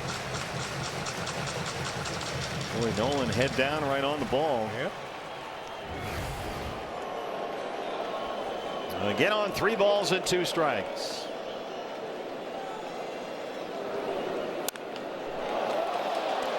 Sky to left center. Hernandez coming in with Paez from center, and the left fielder will take it for the 2nd out. And it's up to Tim Tawa, who's the last person the Dodgers want to see up there right now. In fact, Dave Roberts is going to go get Yamamoto. He's got the right-hander Evan Phillips ready for Tawa. Diamondbacks so far 0 for 5 with runners in scoring position, but the Dodger killer Tim Tawa is coming up. This is a meal. We are back with you on D-Backs TV. If there's anyone you want up in a big spot against the Dodgers, Diamondback fans, it's Tim Tawa, who tore Dodger Stadium a new one last month. Tim this year is 10 for 21 against the Dodgers with 7 RBIs. He singled his last time up in the 5th inning, and now he's coming up with 2 on and 2 out in the 6th against the new pitcher for the Dodgers. The right-hander Evan Phillips coming off Tommy John surgery last year, his 12th appearance this year. A fastball and sweeper approach for the right-hander. Moreno's at 2nd and Marte's at 1st. And one of those highlights we were just showing you of Tim Tawa at Dodger Stadium was a home run against Evan Phillips. He's 2 for 2 lifetime with a bomb. Dusha got the worst of that one, the catcher back there. Dodgers are without both Will Smith and Dalton Rushing. Their 2 catchers both on the injured list. They picked up Dusha from Tampa Bay at the deadline and brought back Ben Rortvedt from the Mets minor league system, as they had to replace both their catchers. It's 0-1 on Tawa.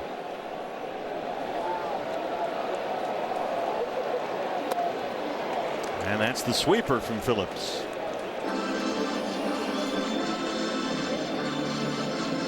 Big series against the Padres here this week for Tawa. 7 hits, 5 RBIs. He homered twice against San Diego.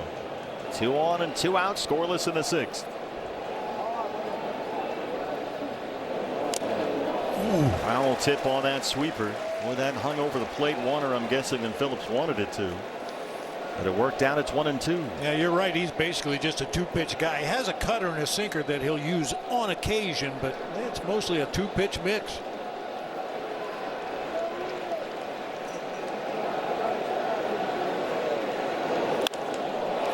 Tawa hits it out to right. Lazy fly for Kyle Tucker. And the Dodgers avoid trouble. First 2 got on board, couldn't come home, and we're still scoreless through 6.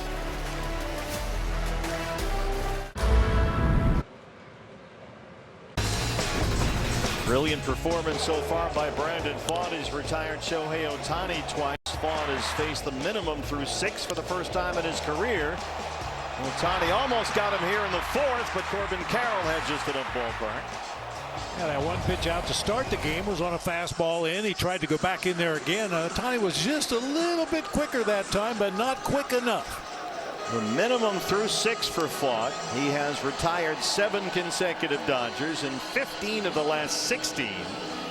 LA's had only one base runner tonight. That was Andy Pages, who walked in the first and singled in the fourth. Both times erased on double play balls hit by Freddie Freeman. So here we go, scoreless in the seventh, and Ohtani leads it off for Los Angeles.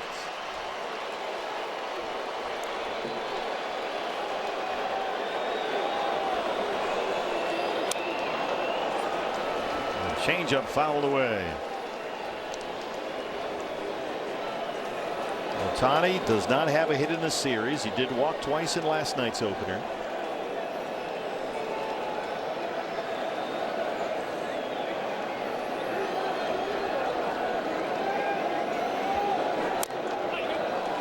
Ohtani, if you're wondering, has not pitched a game since the start July 3rd. Remember, he skipped the All-Star game to get treatment on that knee, which has been problematic for him. It's the left knee. He had a lubricant injection in there. He's also dealt with discomfort in his right bicep, so he's got his share of wear and tear. And Dave Roberts has said there is no pitching schedule for Ohtani moving forward. They don't anticipate he'll start a game on the mound anytime soon. Yeah. He waves at a changeup, and Fought has set down 8 straight. That's his second strikeout.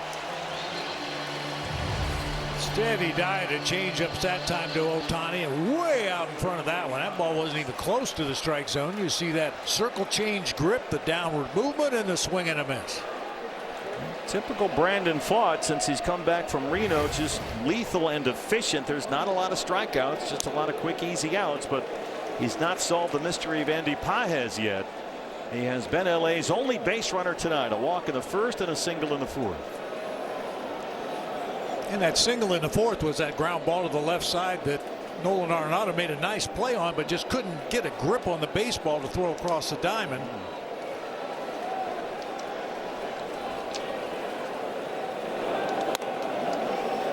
Activity in the Dodger bullpen after Phillips got the final out of the sixth. The veteran left-hander Alex Vesia warming up in the LA pen. He was warming up last night but did not get into the game for the Dodgers. There's a sinker for a strike, and it's 1-2 on Pages.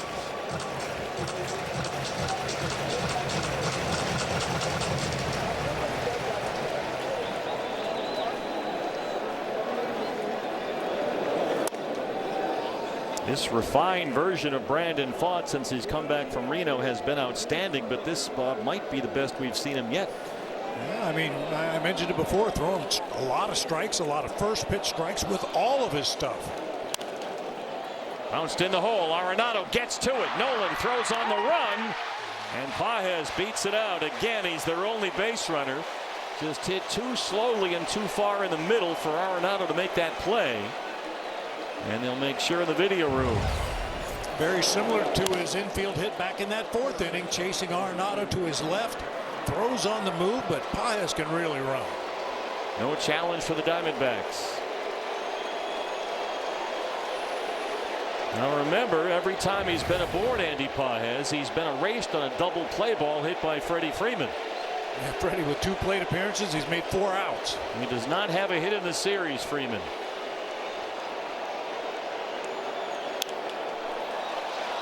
And hangs up short left. Nootbaar, long way to come on that gimpy knee after he fouled the ball off the knee, but no trouble for Lars, and that's the second out. Freeman is a 1-pitch out in the 7th. And now it's Max Muncy.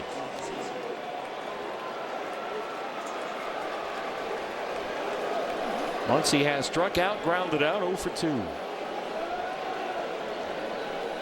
He's already struck out 3 times in the series, Max Muncy. It's 22 strikeouts in his last 49 at bats.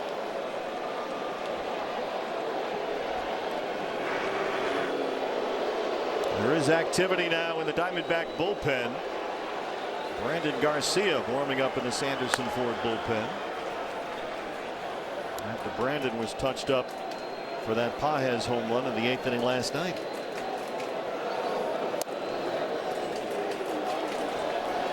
Imagine that if it gets that far, they're getting Garcia ready for Kyle Tucker. Mookie Betts on deck behind Muncy. Then it's Tucker. It's 1-0 on the Dodger third baseman.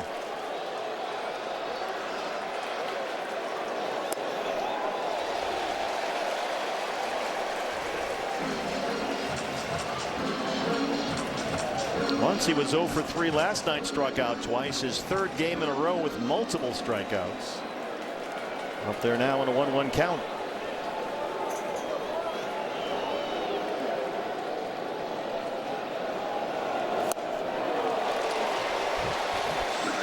He's just not seeing it. That's a good changeup from Brandon Pfaadt. Great arm action. That's what really sells it and makes a hitter swing at bad changeups. They see that arm come through just like a fastball, and the ball just doesn't get there. And throw him another one right here. What a play at first. It's foul. Ooh. Carlos Torres waved it off right away, but Tim Tawa smothered that thing. A shot off the bat of Muncy for a foul ball. Coming at you.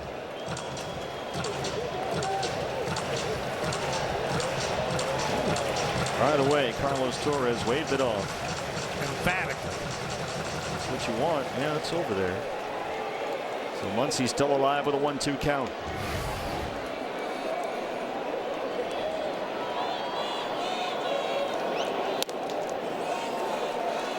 All right, that might be to set up another changeup because Muncy's not hit one yet.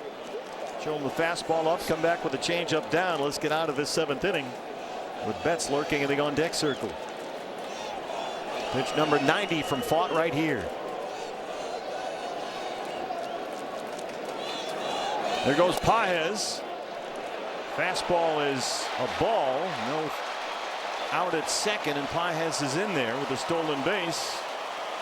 That's his 11th of the year. Pretty good jump over there at first by Paez. Mack had to reach back to his right that time to receive that pitch and just couldn't get it down there quickly enough. Well, this will be a big pitch in this ball game. 0-0, 7th inning. 2 outs. Paez at second and a full count on Muncy, the first Dodger to get to second base tonight. He loses Muncy. They'll work to Mookie Betts. Muncy with a terrific at bat. Just the second walk by Pfaadt. McCann out to the mound. Garcia warming up in the pen. Here comes Brian Kaplan, the pitching coach. That was worth a try to throw one more change up to Muncy right there. Unfortunately, he missed the zone, but he had first base open and a right-handed hitter on deck. And we'll see how they want to play this as we hear from Andrew, the home buyer. Catch the best deal for your house by calling me, Andrew, the home buyer. Mookie Betts 1 for 4 last night. He single leading off the 7th inning against Taylor Clark. Came around to score. Garcia ready in the Sanderson Ford bullpen. You've got a lefty on deck behind Betts and Kyle Tucker. And it looks like for the moment they'll stick with Brandon Pfaadt.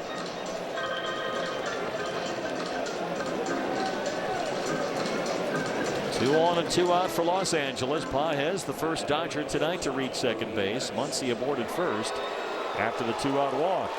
So here is Mookie.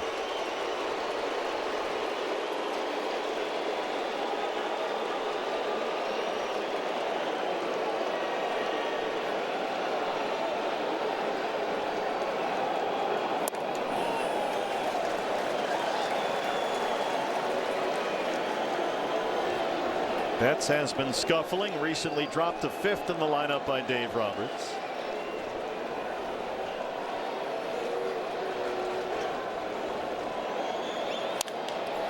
Right at Perdomo. Jerry's got it. And Pfaadt, 7 scoreless innings of 2-hit ball. Brandon Pfaadt tonight, absolutely sensational. And of course the inning started with this, a big strikeout of Shohei Ohtani, who still does not have a hit in the series. And as we stretch and chase, it is still a scoreless tie. DBacks.TV delivers. Just a masterpiece tonight by Brandon Pfaadt. 7 scoreless innings of 2-hit baseball, 93 pitches. Efficient, attacking the zone. The Brandon Pfaadt we've seen ever since his return from Reno. No doubt about it. Don't forget to get your 50-50 raffle tickets. We're at $250,000. $250,000 and climbing. At this rate, we might get to $300,000. You can get your tickets from anywhere in the state of Arizona online, dbacks.com/5050. Half the final total can be yours. as we pass the 250,000 mark here in the 7th inning. And it's the veteran Alex Vesia on for the Dodger bullpen, his 51st appearance of the year. No runs, 3 hits for the Diamondbacks. No runs, 2 hits for the Dodgers. There it is, $250,000 and climbing quickly as McCann starts the 7th. And the fastball is in. Fiducia will challenge. Pitcher's called a ball. The catcher's changing. Vesia tried to sneak that slider correction through that front door, and Calls overturned, and the count's 0-1. Well, Fiducia's done a nice job with the challenges. He's got a good feel for the zone back there. It's an 0-1 count on McCann as they flip the count. McCann has struck out and lined out hard to left. Remember, he hit one in the gap that Teoscar Hernandez ran down for an out back in the 5th. It looked like it was headed for an RBI double. That's the biggest defensive play of the game so far. Didn't have Teoscar Hernandez making it on the defensive bingo card, but there we are.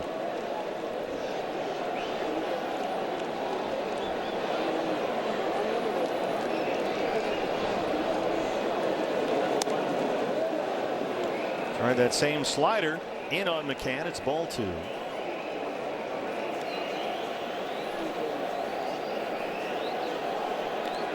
Jonathan Loaizaga starts to get loose for the Diamondbacks, the right-hander. They had Brandon Garcia warming up earlier.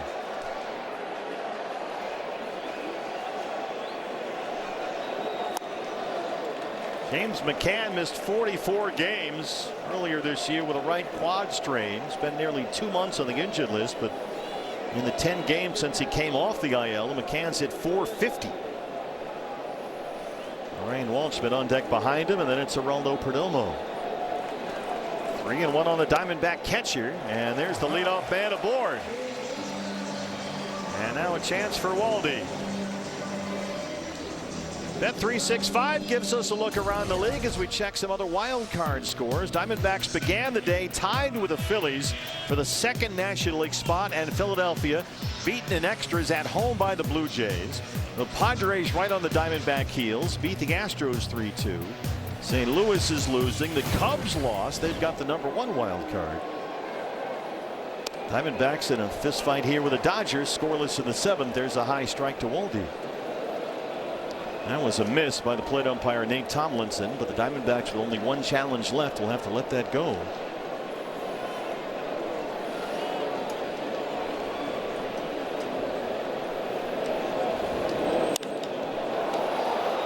Waldy hits a high pop up short center. Pages coming in. 1 away in the 7th, and now it's Geraldo Perdomo.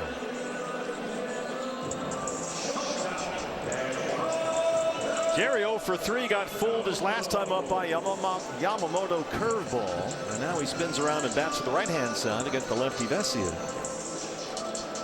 After he had a double and a triple in the series opener here last night. 0 for 3 tonight.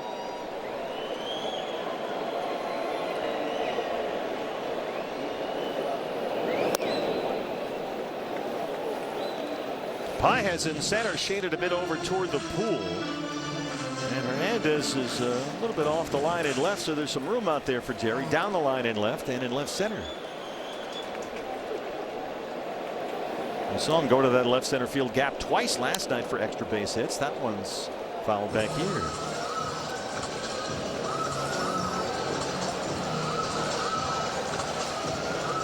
And Hernandez playing over there in the previous McCann at bat that helped them run down that line drive. There's Loaizaga in the Sanderson Ford bullpen.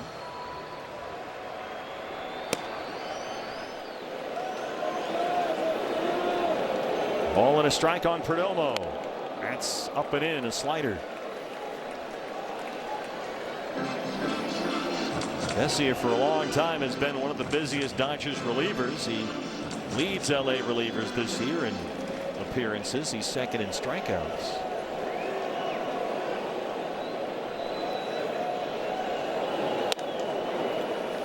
Four-seamer got away. It's 3-1. More activity behind him in the LA bullpen. As Kyle Hurt, the right-hander, starts to get loose. Corbin Carroll on deck. And there's Hurt warming up for the Dodgers.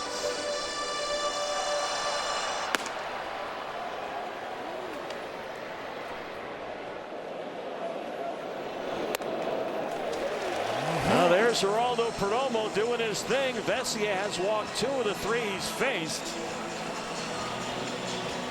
And now here comes Corbin Carroll. Mark Pryor running out to the mound. They do have the left-on-left matchup for Corbin, who is 0 for 2 with a walk.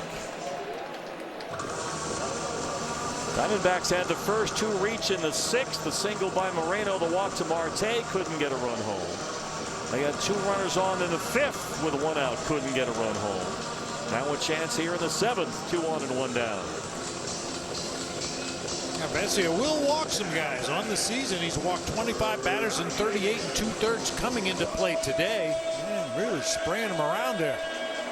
James McCann is at second base. Geraldo Perdomo's at first. Here's Corbin. As we know, left on left is the matchup that Corbin Carroll favors for some odd reason this year. He's hitting .336 against left-hand pitchers. And once again, all kinds of room in the gap in right center and down the line in right.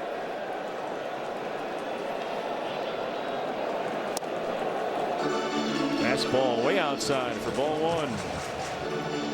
In 20 games since the All-Star break, Corbin Carroll has a .200 batting average.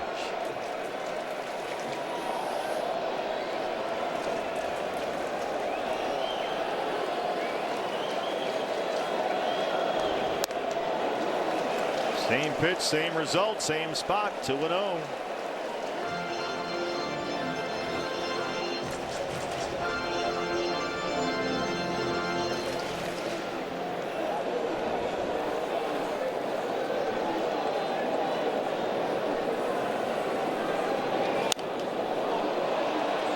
Playable for Muncy. Foul ground, third base side. That's the second out. Here comes Gabby. They have the right-hander hurt, ready in their bullpen. Moreno coming up.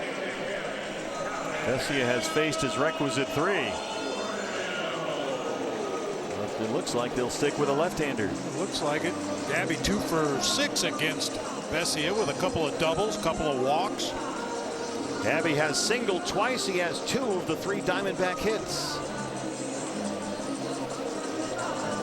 And the way he's been knocking the ball around the ballpark, 18 RBIs in 19 games since the break. He's the guy who won up right here.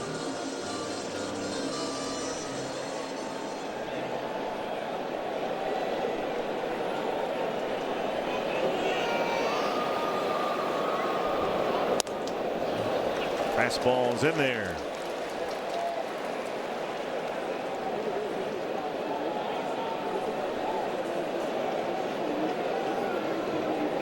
McCann, the catcher, at second. Perdomo, the shortstop, at first. Moreno in the DH spot tonight.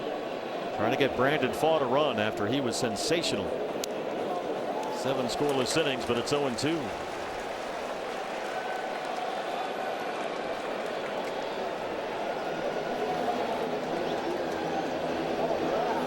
Well, it's going to take a well-placed base hit to score Mac from second base. He doesn't run that well, obviously.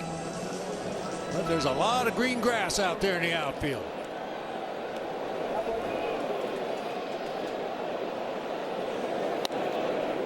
Of course, it's nothing for Gabby to hit with 2 strikes on him. It's 1-2 now. Freeman playing off the line at first. Gabby Lane's got some traffic in there. Hernandez well off the line in left. 1-2 fouled away.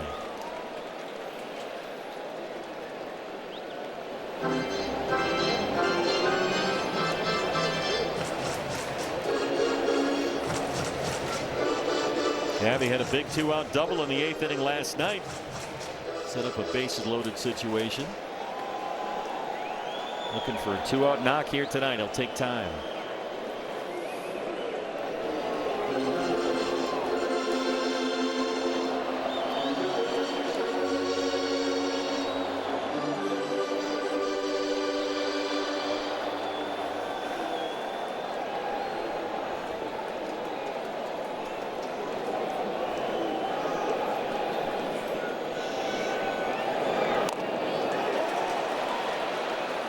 Able to stay alive. Fiducia got the worst of that one.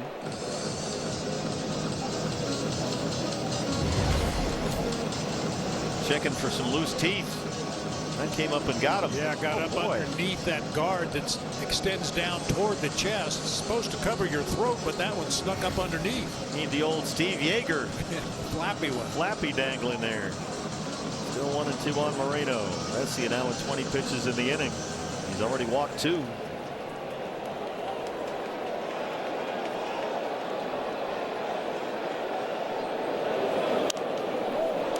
Fights that one off.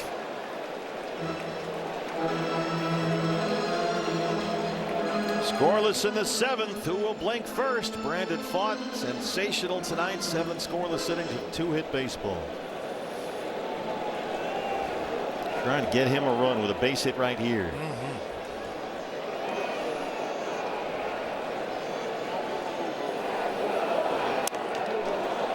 That's out of play. Rare change at that time from Vesia. Gabby has fouled off 4 consecutive pitches now and 5 in this plate appearance. And the count is still just 1-2. Pitch number 8 on the way.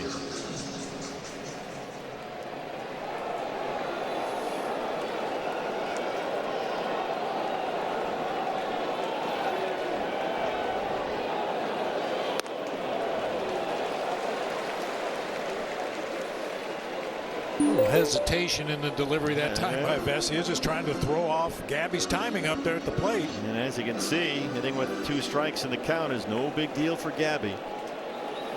Among the best in the league in these situations.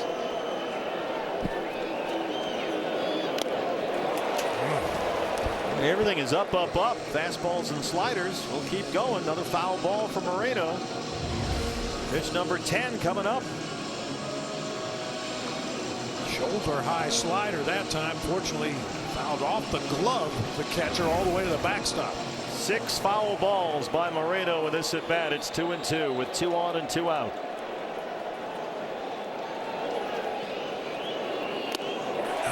And Vesia stays upstairs and wins the battle. Strands the 2 walks, and after 7, D-backs and Dodgers still scoreless.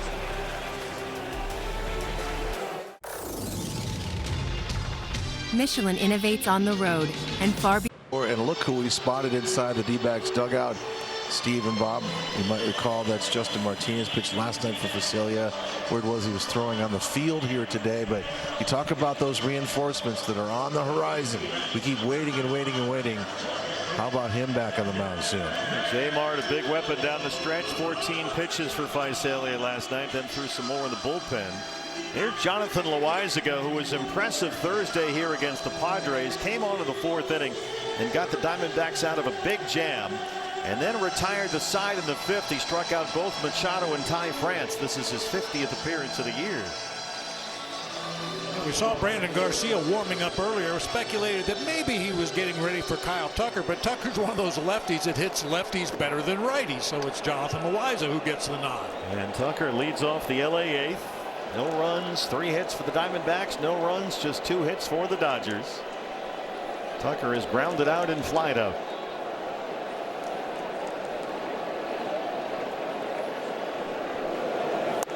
Dodgers have lost 7 straight games. You have to go back to September of 2017 to find the last time they lost at least 8 consecutive games. They have scuffled since the All-Star break, just 8-11 in the season's second half.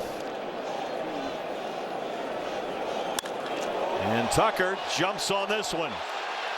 Kyle Tucker gives LA the lead.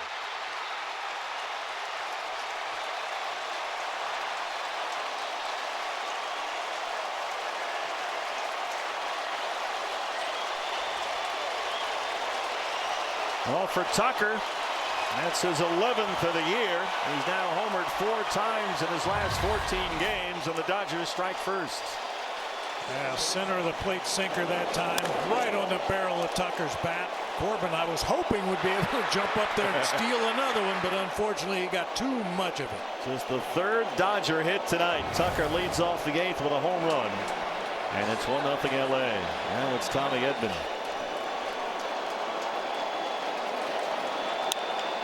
And Edman hits the first one shallow center. Perdomo ranging way out there. Jerry's mid-center field right in front of Waldy for the out.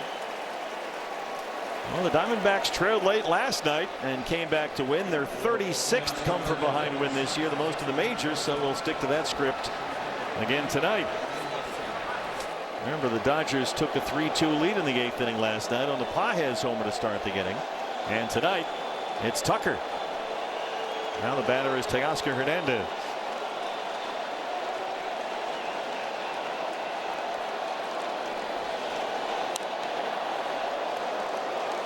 Two outstanding starting pitching efforts by the Diamondbacks in this series. Remember, Merrill Kelly threw 5 innings of no-hit ball last night before he had to come out of the game with leg cramps, and Brandon fought tonight. Sensational.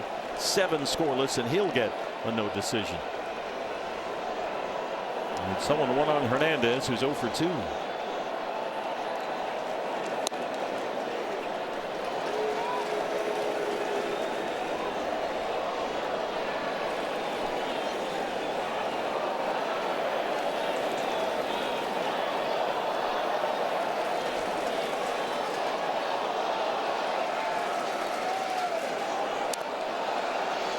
Dodgers tonight 1 run 3 hits. They have left just 2 runners on base. On the other hand, the Diamondbacks no runs on 3 hits. They have stranded 9, and that's the stat that jumps off the page at you. Diamondbacks tonight to this point 0 for 8 with runners in scoring position. Dave Roberts trying to snap his club's 7-game losing streak. They lead at 1-0.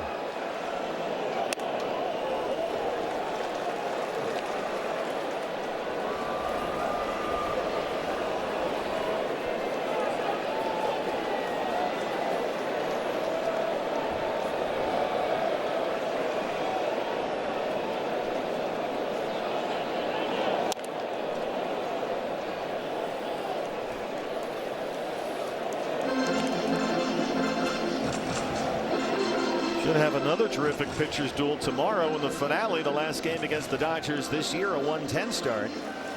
A couple of all-star left-handers go head-to-head. Eduardo Rodriguez against Justin Wroblewski. And then the Rockies are in for 3 starting on Monday night. Michael Soroka will start that game for the Diamondbacks, coming off the injured list.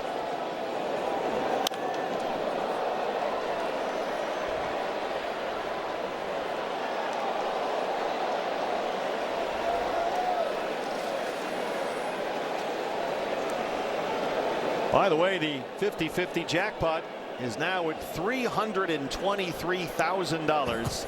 We're headed to $350. And it's a frenzy, so it's still open until the end of this inning. dbacks.com/5050. Hernandez rolls it into left, the base hit.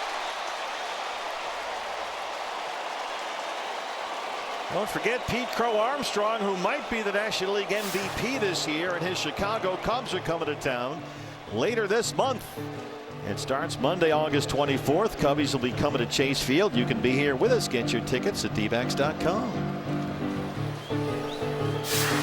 PCA and the Cubs have the top National League wild card. Diamondbacks and Phillies began the day tied for number 2. The Phillies have already lost today. Fastball's a strike against Hunter Fiducia, the catcher, with Ohtani on deck behind him.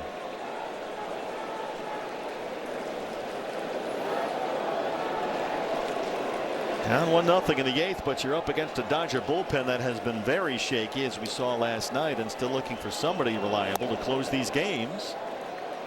Despite a couple of multi-million-dollar options back there, both in Tanner Scott and Edwin Diaz. Kyle Hurt, the right-hander, continues to warm up. Looks like he'll get the home half of the 8th inning against Marte, Nootbaar, and Arenado. 4, 5, and 6 for the Diamondbacks coming up. Swing and a miss. Back pick at first, and Hernandez is there.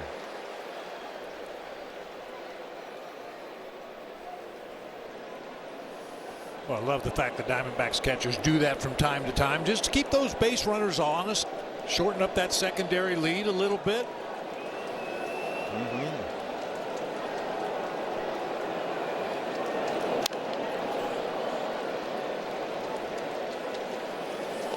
Bullpen quiet behind Loaizaga.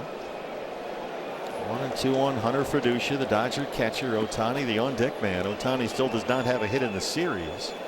He's 0 for 3 tonight.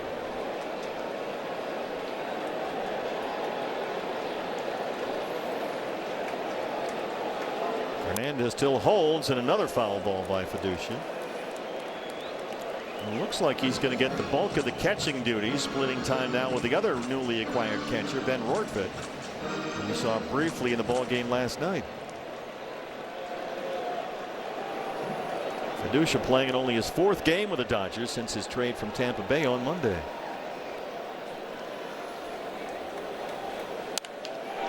And he lines it into left. 3rd hit in the inning against Loaizaga, and now there are 2 on for Ohtani. Pretty solid at bat right there by Hunter Fiducia. I think we're seeing an ABB situation. Anybody but Brandon Pfaadt was dealing against this Dodger lineup all afternoon, but Loaizaga faced 4 batters, giving up 3 hits, including a homer. Well, this is the matchup and the moment that the Dodger folks are here to see. And they'll get more activity now in the Diamondback bullpen. Brandon Garcia had been warming up earlier. Loaizaga came on to start the 8th, and now it's the right-hander Gerardo Carrillo in the Sanderson Ford bullpen. Carrillo has been a very pleasant surprise since his recent recall for the minors. Ohtani has grounded out, flied out, struck out against Brandon Pfaadt. He is 0 for 5 in the series. He walked twice in last night's game. He's up there with 2 on and 1 out.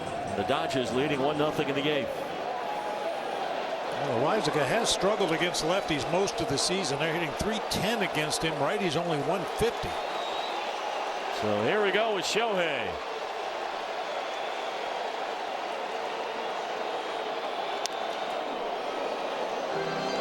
He is an imposing presence up there. 6'4", 210 pounds. He's an enormous human. 32 years old.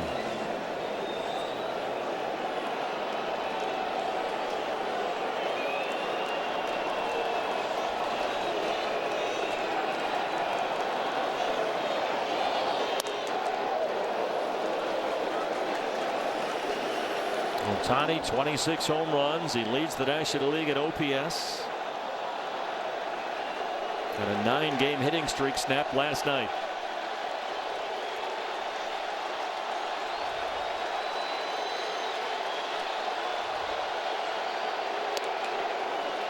Cutter is in for ball 2.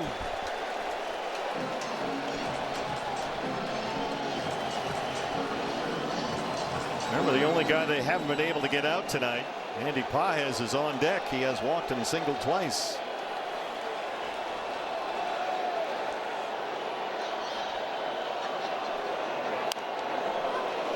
Got the cutter in there on the hands. That's where you like to see. You say you like to pitch Ohtani, right?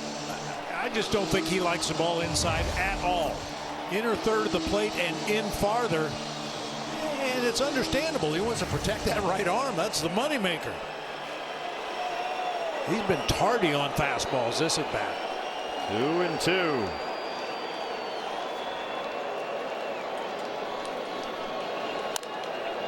And a tapper foul.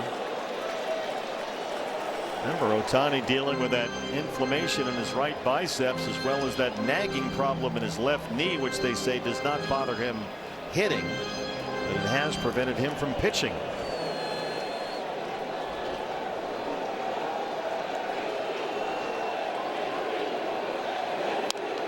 Loaizaga's 2-2. Another fastball up and in. He stays alive. 98 from Loaizaga there.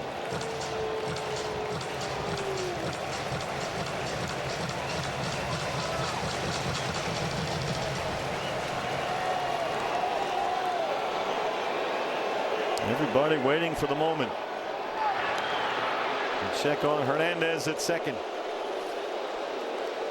Hernandez occasionally will take a little nap out there on the bases from time to time. Perdomo snuck in behind him there.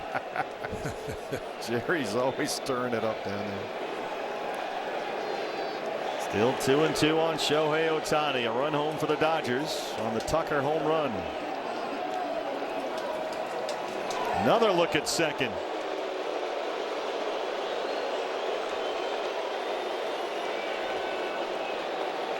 Maybe Merrill Kelly, somebody with a little quicker move to second base, would be able to get Hernandez out there, but Loaisiga takes a little while to unwind and make that pickoff throw to second base.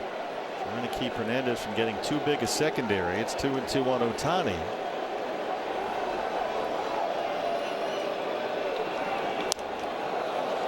Well, they are going to stick with heat in on Ohtani. This is right out of your playbook, Bob.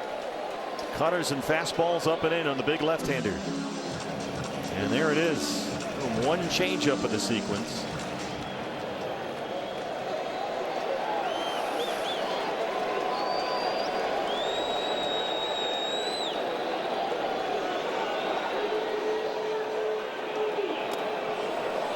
Tried another and bounced it, and it's a full count.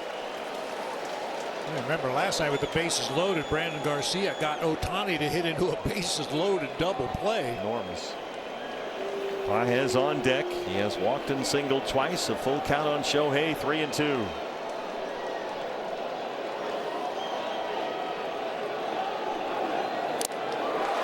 Swing and a miss. He held on to the changeup. An enormous strikeout for Jonathan Loaisiga.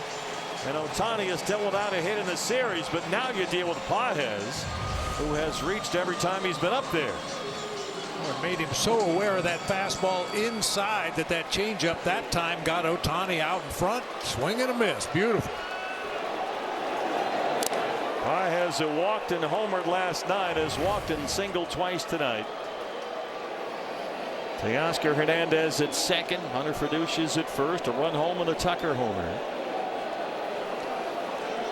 Pages has been a problem for the Diamondbacks all year long.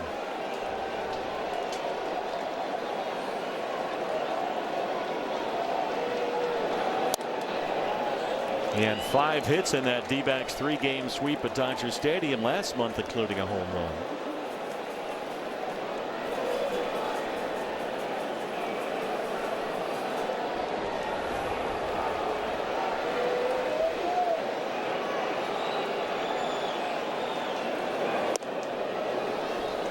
Sinker runs in.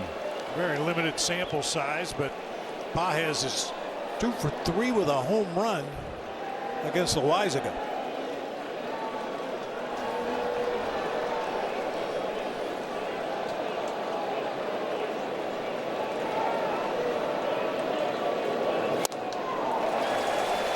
Threw the fastball away and Pages bit.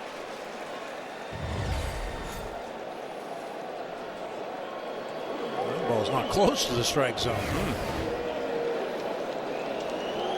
He wants to think that one over.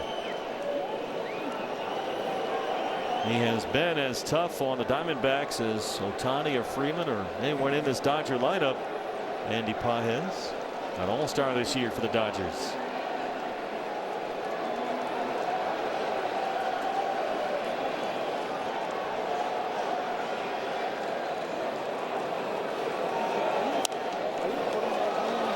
Well, Loaisiga's a strike away. It's taken a whole lot of pitches. It's going to be at least 30 in the inning with Freeman waiting in the on-deck circle.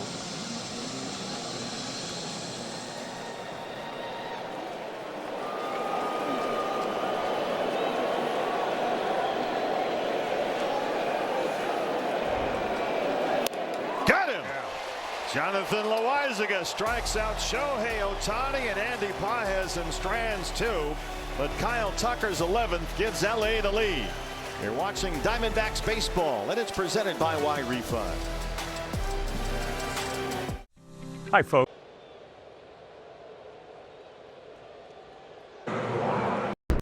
Welcome back on D-backs TV. Desert Financial Credit Union has a look at the upcoming schedule. The final game against the Dodgers this year set for tomorrow. With you at 12:30 on D-backs TV. A matchup of all-star left-handers tomorrow as Erod takes on Justin Wroblewski. And then Michael Soroka is back from the injured list. He'll start Monday in that opener against Colorado. And we're off to Atlanta and Boston. Well, there's Kyle Tucker. He has provided the game's only run so far, his 11th of the year. Leading off the 8th inning has made it 1-0 LA. And the new pitcher on for the Dodger bullpen, the right-hander Kyle Hurt, who was recalled for the minors not long ago. For the 3rd time this season, he's been back and forth all year. The ERA is over 4.5. And Ketel Marte leads it off. One pitch out.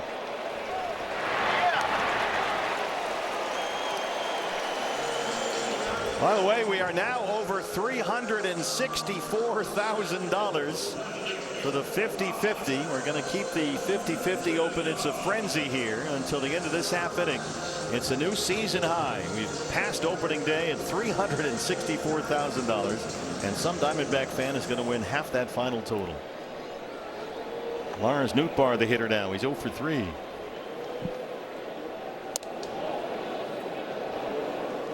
Fourth highest 50-50 of all time right now. How about that? If they get to 397, it'd be the third highest. We're moving. 366 and climbing. DBacks.com/5050. You can get your tickets online from anywhere in the state of Arizona. Lazy fly to left for Teoscar Hernandez, and Hurt has 2 quick outs in the 8th.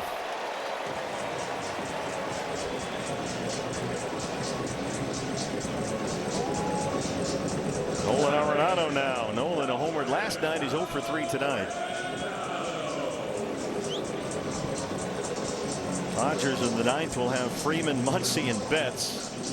The 3, 4, and 5 due up in the top of the 9th. It hurts just to say that out loud. You feel the same way almost every pocket in this Dodger lineup, what they're capable of doing. Well, they're ready to match up in a Sanderson Ford bullpen. Carrillo, the right-hander, and Garcia, the lefty.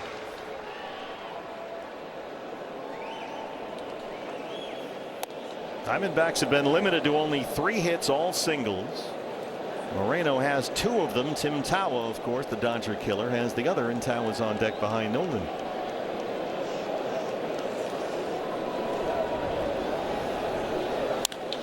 Arenado drops it in front of Hernandez, and Nolan's aboard.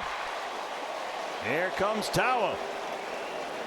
It couldn't be anywhere else but in front of Teoscar Hernandez. He had his heels on the warning track out there in left field.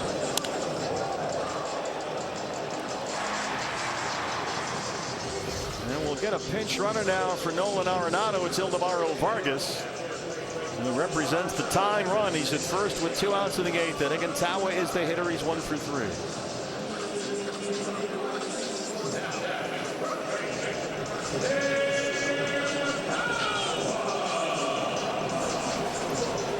Tawa single in the 5th.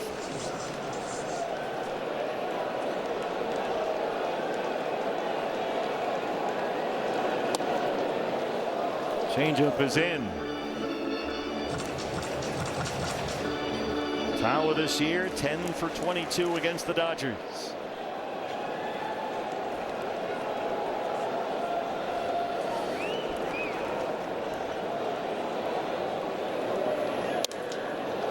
It's 2-0.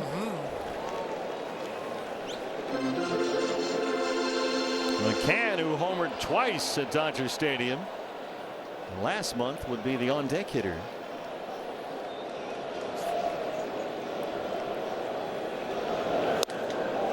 It's 3-0 on Tim Tawa.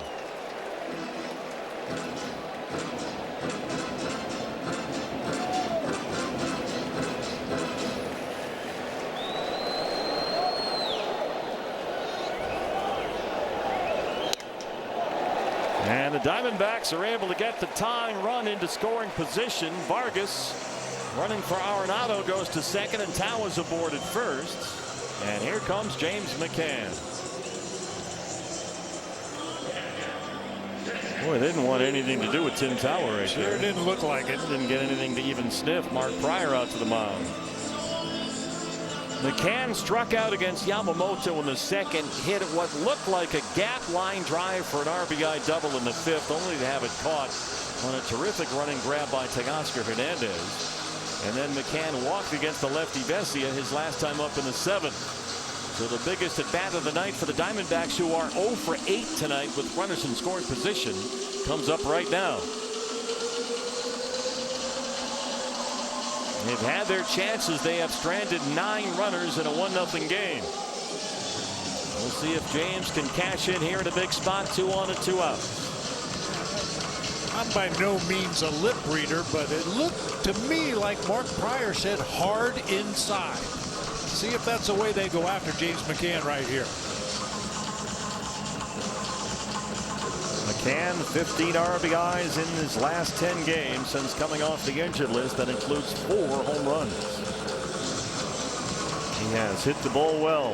Vargas is at second. The tying run. Tao is at first. The go-ahead run.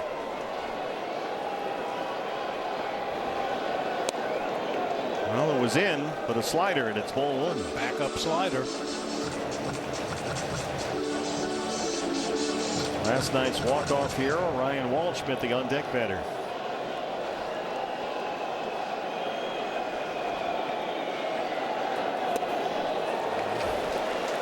Ruled on the changeup. It's a ball and a strike.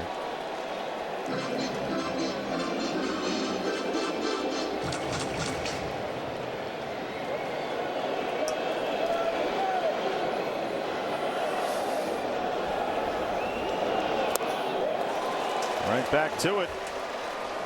Nothing hard at all in this plate appearance.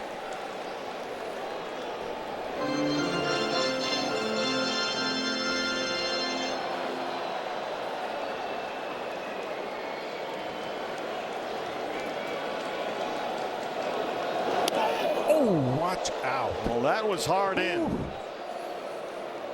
Oh. He almost turned right into that pitch. Dodgers will get the lefty Tanner Scott up in their bullpen.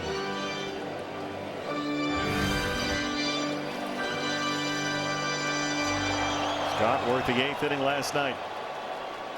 2-2 on James McCann. 2 on and 2 outs. 1-0 in the 8th. Won't chase up there. The changeup sailed on Hurt, and the count is full. Waldy would be next. We already know what he can do in a big spot. 3-2 on the way. And McCann's aboard. 3 consecutive have reached with 2 outs. And here comes Ryan Waldschmidt one night after his walk-off winner. And it looked a little something like this. A hanging slider from Edwin Diaz. Dave Roberts going to go out and get Hurt, and he will make the move.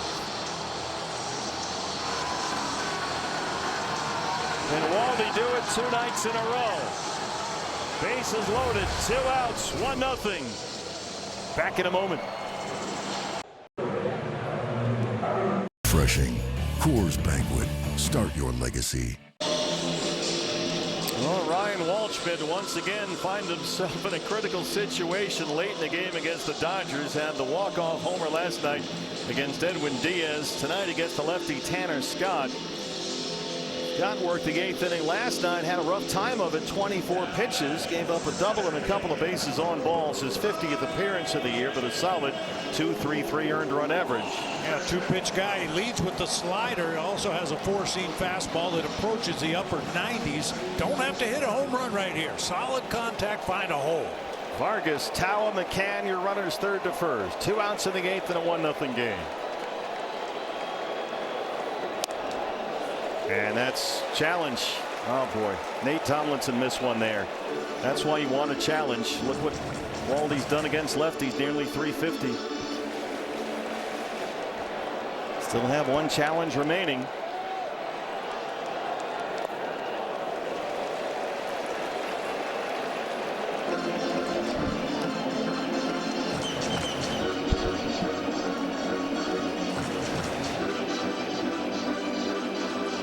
Bases full of Diamondbacks and 2 outs.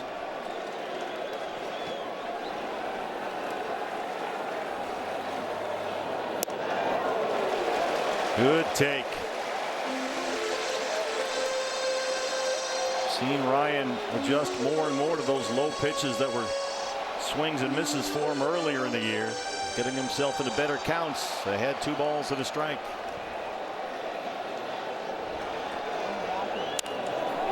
A little blooper in the shallow center, and Pages is able to track it down. Yeah, he flirted with it right there. They leave the bases full. They have stranded 12 in a 1-0 game.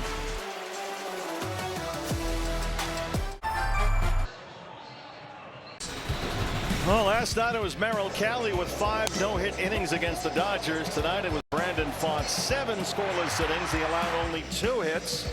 Pfaadt had been through 6 facing the minimum. It was as good as we've seen him all year. Our Chaz Roberts, air conditioning and plumbing, cool plays of the game. He threw 30 changeups in this game, 26 of them to left-handed hitters. Might have been the best changeup we've seen from Brandon all season.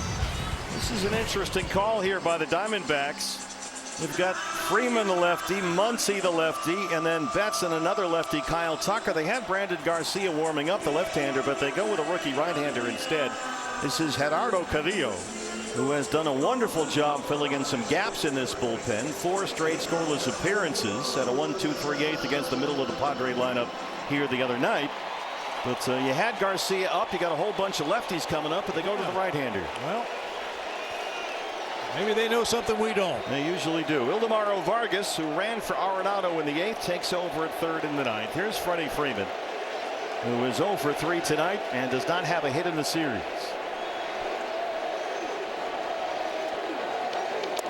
By the way, the 50-50 jackpot is up over $415,000. $415,000. It's the 3rd time ever we've been over 400,000 in the 50-50. And some Diamondback fan is going to win half that money. Freeman deep to center. Ryan Walshman in pursuit. Waldy on the run, and he gets there. 4-13 in left center for the first out.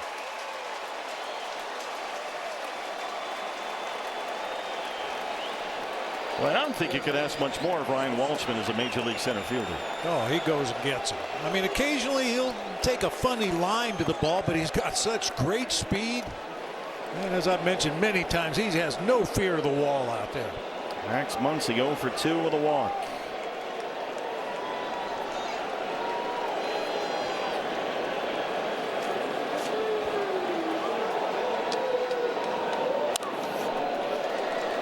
Diamondbacks in the home half of the inning have the top of the order due up. Perdomo, Carroll, and Moreno. And warming up at the Dodger bullpen is the one who served it up last night, Edwin Diaz, the multi-million-dollar closer coming off elbow surgery, who has struggled. So you've got the big boys coming up. You got the shaky closer warming up. You want to keep it a 1-0 game, obviously, and it's 0-2 on Muncy. Correction, make it 1-1. Oh, yeah, now it's 0-2. They just changed it.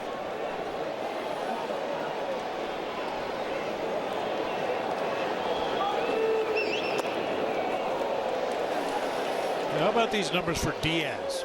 9 innings pitched, 15 hits, 11 earned runs. He's given up 3 homers. He's walked 7 guys. And he admitted last night after the game, I do not have my slider, and that's my big pitch. He just doesn't have it. He threw a nothing slider to Waldy last night that got hammered for the walk-off winner. Another strikeout by Muncy. That's his 4th consecutive game with multiple strikeouts. And Carrillo, this just shows you what we know, getting the job done. Good split changeup right there. You see the grip, the tumbling rotation. Got Muncy way out in front. Mookie Betts 0 for 3. Dodgers a 1-0 lead. Kyle Tucker, his 11th home run of the year, a solo shot, led off the 8th as the game's only run. Diamondbacks have been held to 4 hits. They have stranded 12 base runners in a 1-0 game.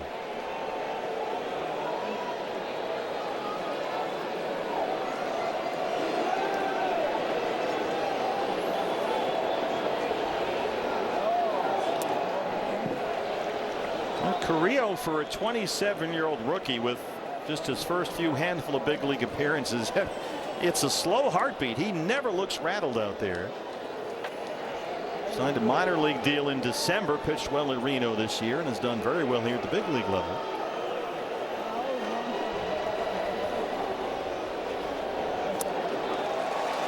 He knows what he's doing. It's 1-2. Ain't nothing but a thing.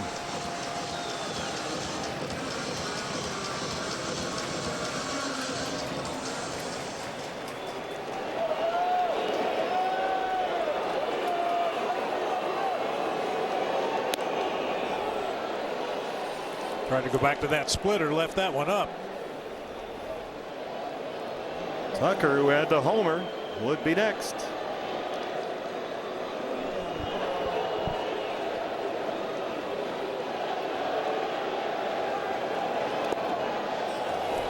Well, that's two splitters that got away from him. Now it's a full count. Dodgers have been held to just 5 hits, 4 of them singles. The Tucker homer, the other one.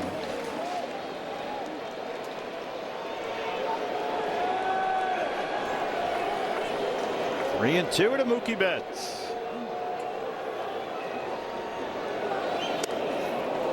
Almost hit him, and now you face Tucker again. No one warming up at the bullpen.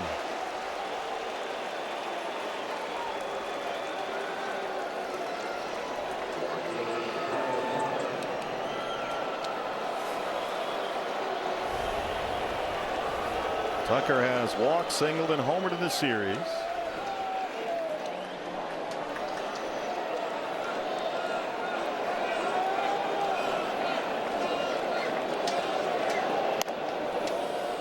Big crowd in here tonight, Bob, and just like last night, they're all still here. Yeah. 46,000 plus last night. Looks like an even bigger crowd in here tonight. A pitcher's duel with Fott and Yamamoto. 1-0 in the ninth.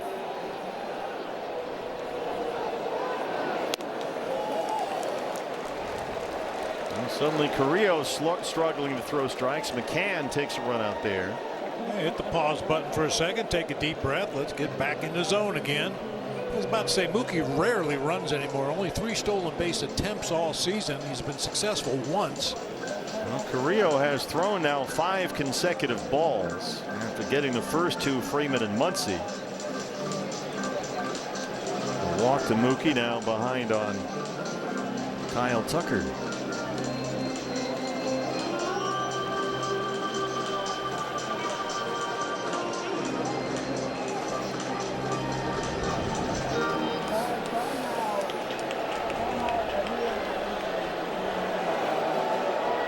Betts only has 1 stolen base on the year.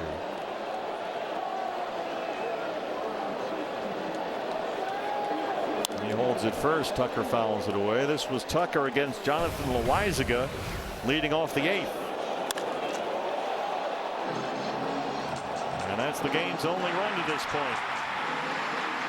Yeah, unfortunately, that pitch tailed right out to the barrel of Tucker's bat that time. Loaizaga gave up 2 more singles, but then struck out Ohtani and Pages to avoid further damage. Tucker goes up to chase that fastball, and it's 2-2.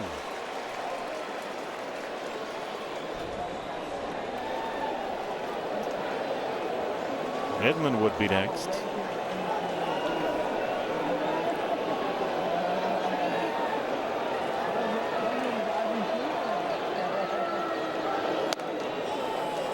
Big miss there.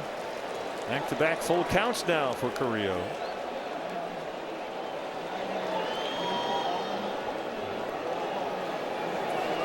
Mookie Betts off first. Tawa in his back pocket, but now he'll back off a bit here.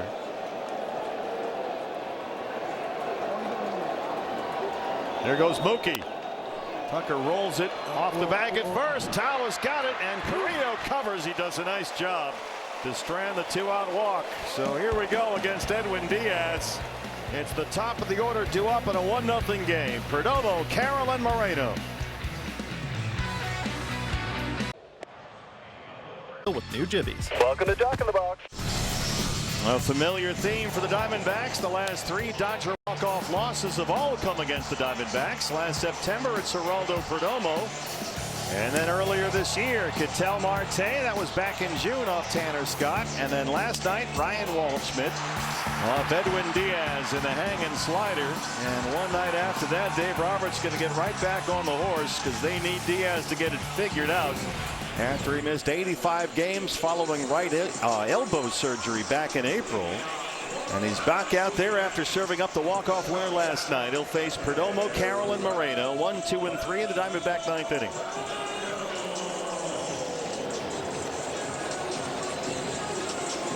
Diaz admitted after the game with reporters last night, I just don't have my slider. I need it. That's my pitch. So let's see if he can find it tonight. Diamondbacks have been limited to 4 hits. All of them singles. They have stranded 12 base runners. 0-2 on Jerry, 0 for 3 with a base on balls.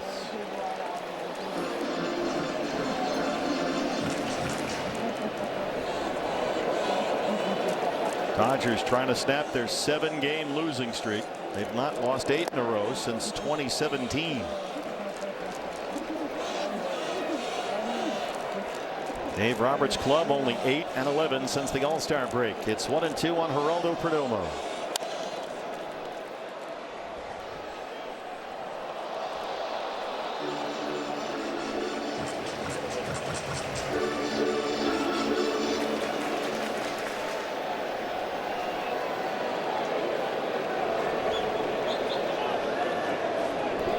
And Jerry will take a timeout. Diamondbacks looking for a 6th consecutive win against the Dodgers. And tonight they can clinch a victory in a season series with LA, which concludes here tomorrow afternoon. It's 2-2. Diamondbacks 36 comeback wins this year, the most of the majors. They have been the answer backs. Can they do it one more time tonight? And this is turning into the prototypical Geraldo Perdomo at bat. We saw this defensive alignment by the Dodgers last night against Perdomo from the left side of the plate. Teoscar Hernandez really plays shallow in left field. Same thing for Pages in center, although Pages can go get him. Perdomo slams the 2-2 deep to right center, and it gets down for a hit. Tucker's got it on the warning track. Perdomo heads for third. Jerry is got the triple. Here we go again.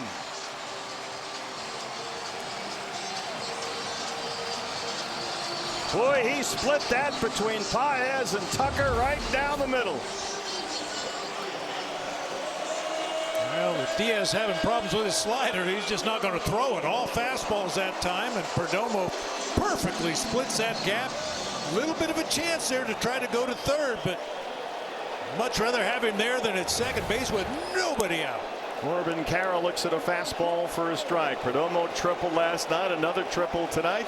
That's his 6th of the year. The tying run's 90 feet away with no outs. Winning run at the plate. Base hit.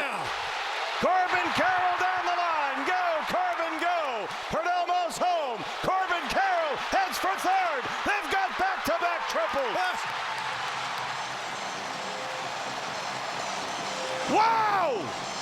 You wanted a triple. You said it the other day. It's been a while. We hadn't seen one for a while from Corbin Carroll. What a great time to do it. Back-to-back triples start the 9th inning. Oh, stayed right on that fastball that was tailing away from him. If he tries to pull that ball, it's just a grounder to second base, which would have scored the run anyway. Dodgers were playing their infield back, but look at Corbin go. Get it. Infield in. Gabriel Moreno, the hitter, he has singled twice. Ooh. And Diaz almost uncorked one to the backstop. The winning run's at third with nobody out. Todd and Gracie standing by. Post-game preview brought to you by Talking Stick Resort.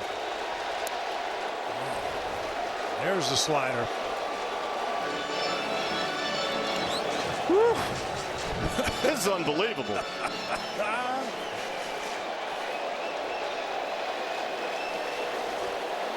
Infield still in. Fastball's in. Fiducia will challenge. The pitch was a ball, the catcher is challenging.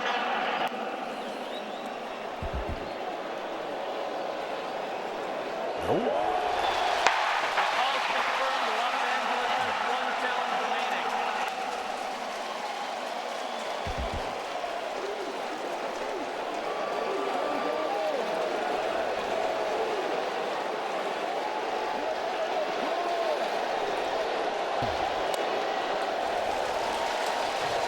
It's 3-1. Ketel Marte is on deck. He had a walk-off homer to beat Los Angeles earlier this year. Baxter getting him fired up.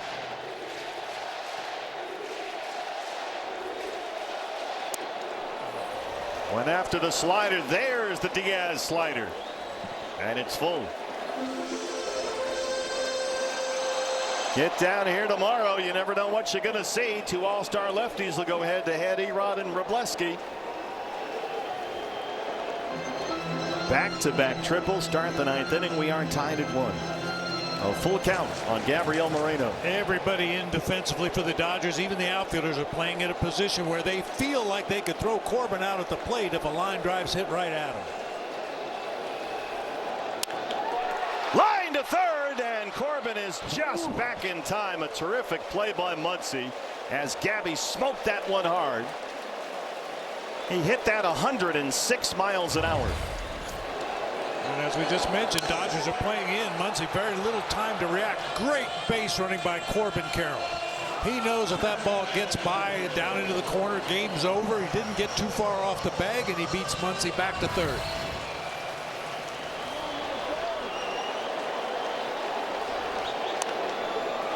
Dodgers have not lost 8 consecutive games since September of 2017.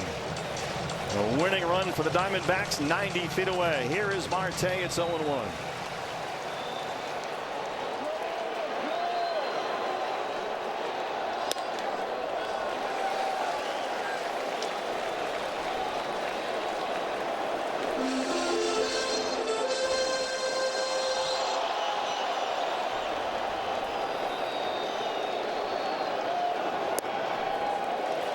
Slider found the corner. Diaz starting to get a feel for that pitch again. It's 1-2.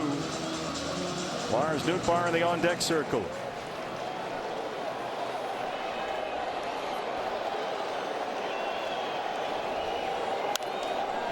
Popped it up. Mookie calling everyone off, and there are 2 outs.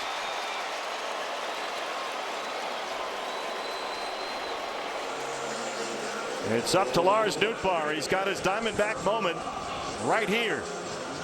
Acquired Monday from the St. Louis Cardinals. I think they're going to walk him intentionally. And they will face Ildemaro Vargas. Vargas came on to run for Arenado. So Lars gets the free pass. Only run that matters is down there at third. It's Corbin Carroll with 2 outs. And Vargas will be the hitter. Mark Pryor out to the mound, the pitching coach.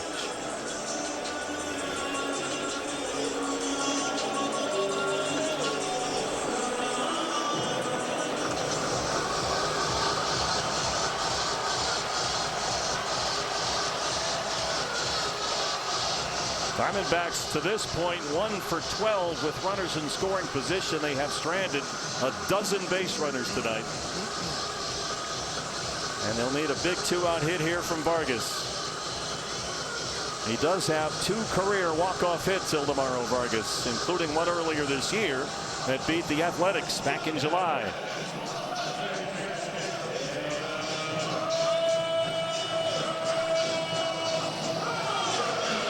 Diamondbacks have won 5 straight against the Dodgers. They're a base hit away from making it 6. That's not happened since 2017.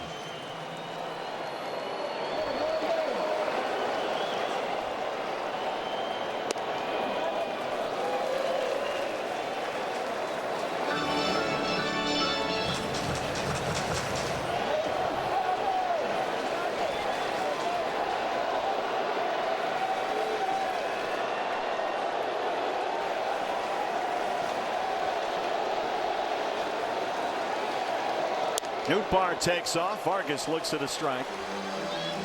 His run inconsequential for the Dodgers, who have the right side of their infield back. Muncy even with a bag at third. Outfield straight away. Hernandez shallow and left. Talk a lot about Gabby Lane on the right side. There's a Vargy Lane on the left side right now. We've seen him chase even a high fastball and kind of try to tomahawk it over there. He did that to beat the A's back in July for the walk-off single. And there's that room. Muncy off the bag at third. It's 1-2.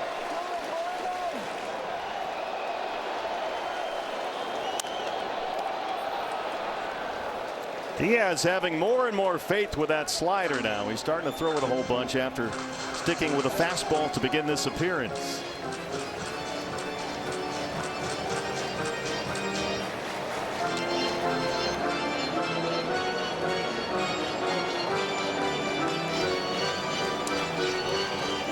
Can they be the answer backs one more time?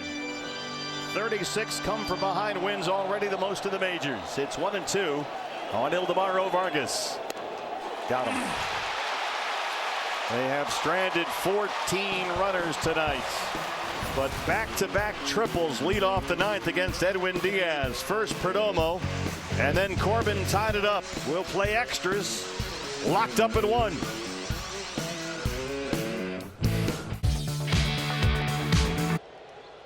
Geraldo Perdomo, a leadoff triple, comes around to score the tying run on Corbin Carroll's triple. And that gets us to the 10th inning, a 1-1 ball game. Kyle Tucker, who made the final out in the LA ninth, starts the 10th at second base, and the batter is Tommy Edman, who's 0 for 3. Gerardo Carrillo is back out there to start the 10th. There's activity in the bullpen with Brandon Garcia. Edman jumps on the first one. It's a high fly ball to center for Waldy, and that's the first out.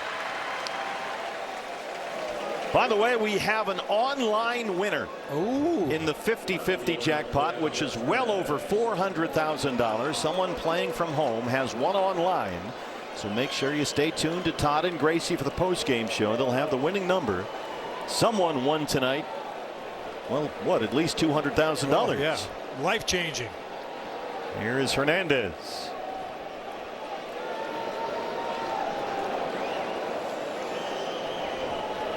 Seven, 8, 9 scheduled up in the LA 10th. You've got Fiducia on deck. And you have the left-hander warming up in the bullpen, Brandon Garcia. And the cutter is a strike, and we'll get a challenge. The pitch was called a strike. The batter's challenging. It looked to be inside. T-Mobile gives us a look at the ABS, and it's a ball. Call's overturned. Count 1-0. So Hernandez flips the count. He singled his last time up against Loaizaga. It's ball 1.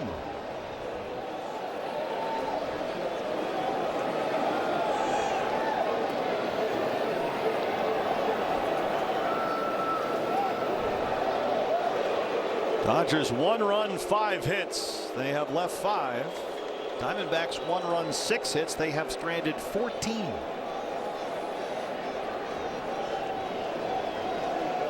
Including the winning run at third base with no outs in the ninth.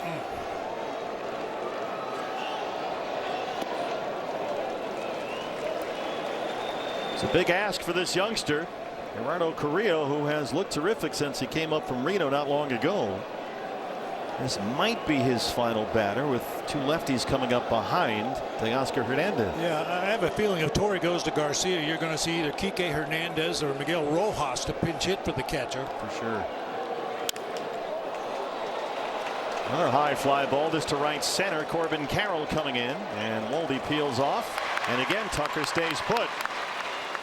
So we'll see how Torlavella wants to play this. Fiducia bats ninth, the catcher. He has a couple of hits in the series, so they're going to let him hit here, and that means they'll stick with the right-hander Carrillo. They might just be saving Garcia if Ohtani gets up there. Who knows? Well, then they would probably pinch hit for. Well, no, they wouldn't. If only, right? Hunter Fiducia now. This would be enormous for Carrillo to put a 0 on the board in the 10th. Diamondbacks in the home half have Tawa, McCann, and Waldy due up 7, 8, 9.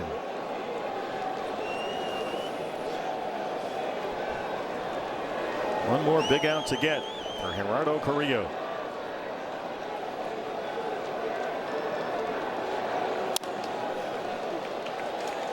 Still throwing hard at 97.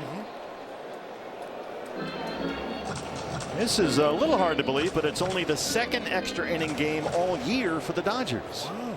It is the 12th for the Diamondbacks. In the previous 11, they are 5 and 6.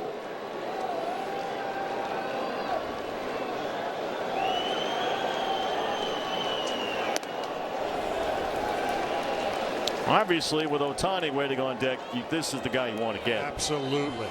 But Carrillo's throwing 25 pitches. Shohei does not have a hit in the series. He is 0 for 4 with a couple of strikeouts tonight. It's 2-1 on the Dodger catcher, Hunter Fiducia.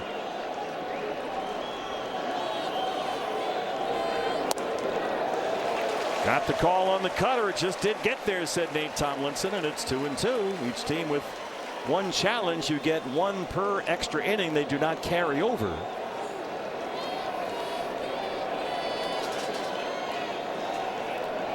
Now the 2-2.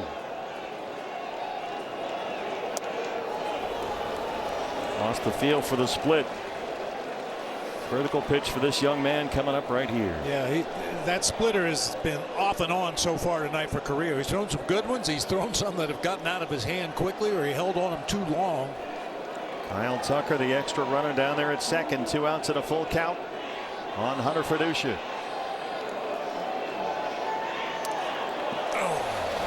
He walked him and threw it to the backstop. McCann's got to chase it down, and Ohtani will get a chance here. So this is the scenario you were hoping to avoid. Torey Lovullo is getting up. He's got Brandon Garcia ready just in case the scenario presented itself, and it has. So they're going to go bring Garcia in to face Ohtani with 2 outs and 2 on in the 10th. And if this doesn't feel like a postseason atmosphere, I don't know what is. It's been like this since the first pitch last night. 1-1 in the 10th. Ohtani coming up. We're back in a moment on D-backs TV.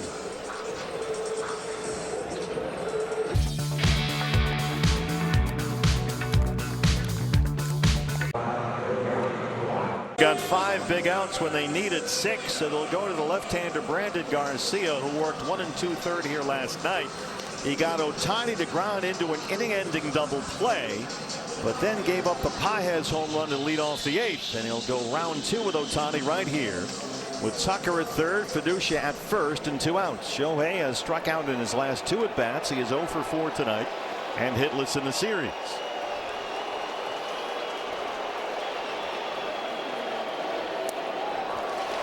Chase that sweeper. Shohei 1 for 5 lifetime against Garcia with a couple of punch outs. Brandon got the 5 outs last night, but he did throw only 16 pitches.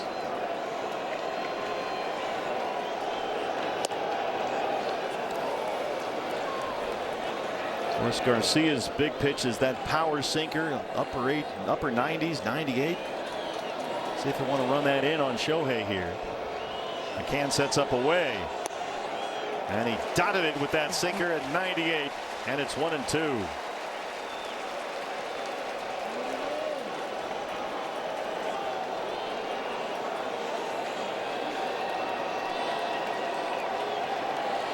Going away again. Grounded to first. Towers knocks it down. Gotta hurry. They have no play, and Tucker scores.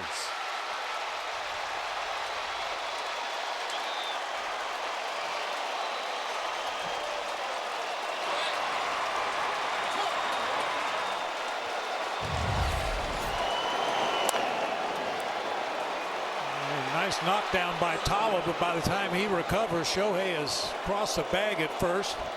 There's a little slow getting over there to cover the base. I don't think they would have been able to get Ohtani either way. You're going to look back at that wild pitch ball 4 to Fiducia that put Tucker on third from Carrillo. That's the biggest mistake in this inning. But it's just the 1 run. Now you got to get Paez. Remember, Paez homered off Garcia last night.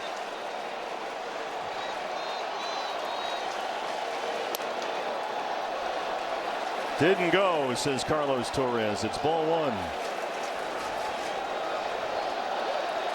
Fiducia, the runner at second now, and Ohtani at first. 2 outs in the 10th. Each team now with 6 hits. 99 from Brandon. It's 1-1. The home run that he gave up to Paez last night was the first he's ever given up in the major leagues. Pumping that thing right down there. It's 1-2.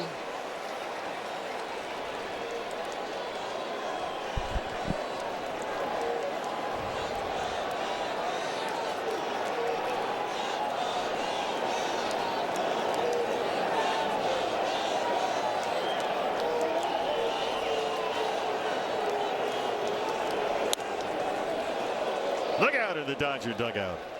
100 miles an hour from Brandon.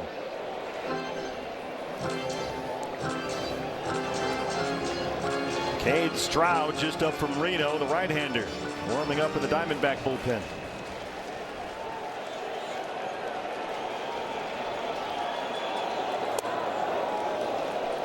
Didn't offer that time either. It's 2 balls and 2 strikes. Garcia giving it everything he's got here. Freeman would be next.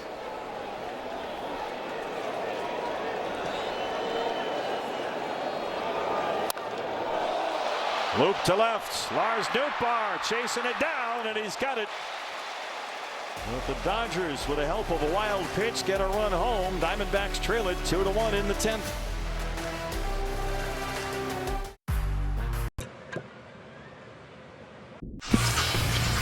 Another dramatic late game surge by the Diamondbacks, down 1-0 in the 9th inning against Edwin Diaz, back out there for the second consecutive night after the walk-off homer last night. Perdomo starts the 9th with a triple. Corbin Carroll has a triple. Back-to-back triples open up the 9th inning. Corbin was the winning run at third base with no outs, and they could not get him home. Diamondbacks have stranded, 14 base runners here tonight, and they trail it 2-1 in the 10th. Jack Dreyer is the new pitcher for the Dodgers, the left-hander. Fastball, slider, curveball once in a while. His 48th appearance of the year, an ERA under 3.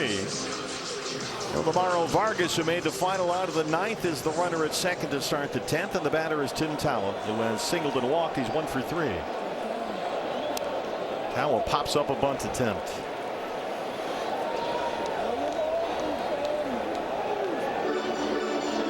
I like the idea of giving up an out here to get Vargas into third. I don't mind it. I just like this righty against lefty matchup here for Tawa. Yeah.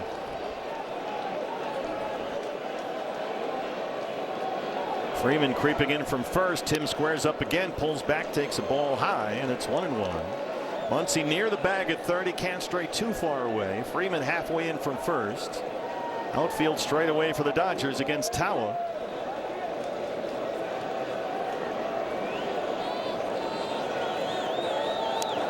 Fouls back to 1-1.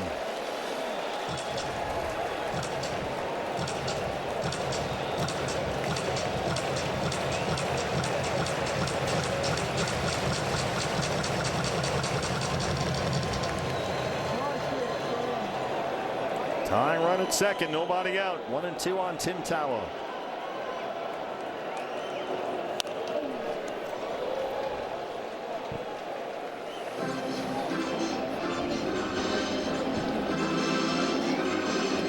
Tawa against the Dodgers this year, 10 for 22.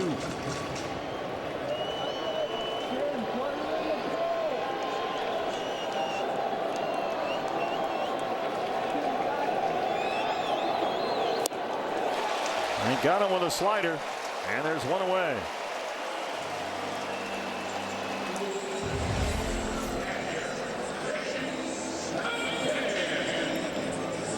Put Tawa on the back foot after he missed a couple of bunt attempts. Goes down swinging at a 2-strike count. Here's McCann, who was walked twice, 0 for 2.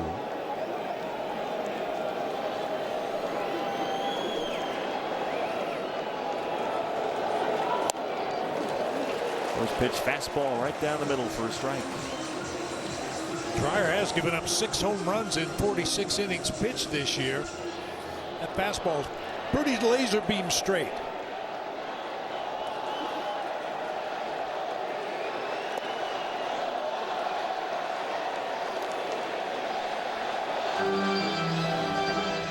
Dodgers with a 2-1 lead, each team with 6 hits.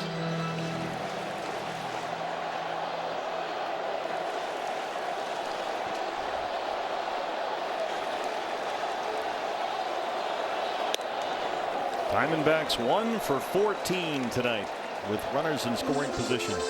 Hopefully James McCann will be able to remedy that. This season with runners in scoring position, he's a .519 hitter with 2 homers, 4 doubles, and 18 runs driven in 27 at bats. Ahead on the count, 2 balls and 1 strike.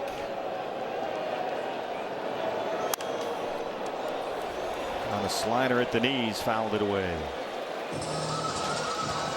Dreyer alternating. Fastball, slider. Last night's walk-off hero waiting on deck.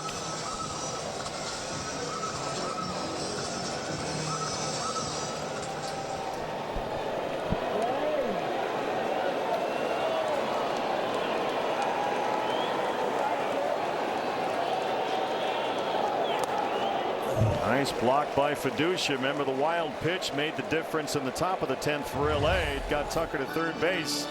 Yeah, Fiducia's been really solid blocking pitches in the dirt in this series. That one actually ended up catching. Full count, 3-2. McCann, who has 2 career walk-off homers, takes a timeout.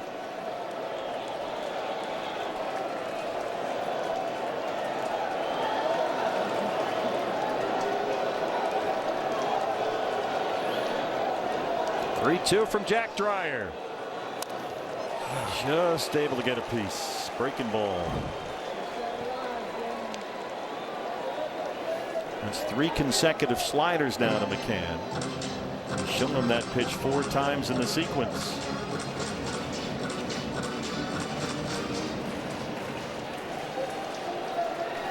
Tying runs at second, 1 out.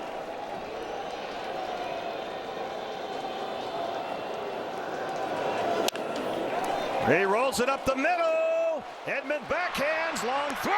McCann is safe, and Vargas is in at third. Hit just slowly enough up the middle, and Edman couldn't make a play. And the stage is set for Ryan Waldschmidt. Dodgers will challenge. Los Angeles is challenging a safe call at first base. Carlos Torres, the first base ump. Here's a look. Boy, that's just placed perfectly.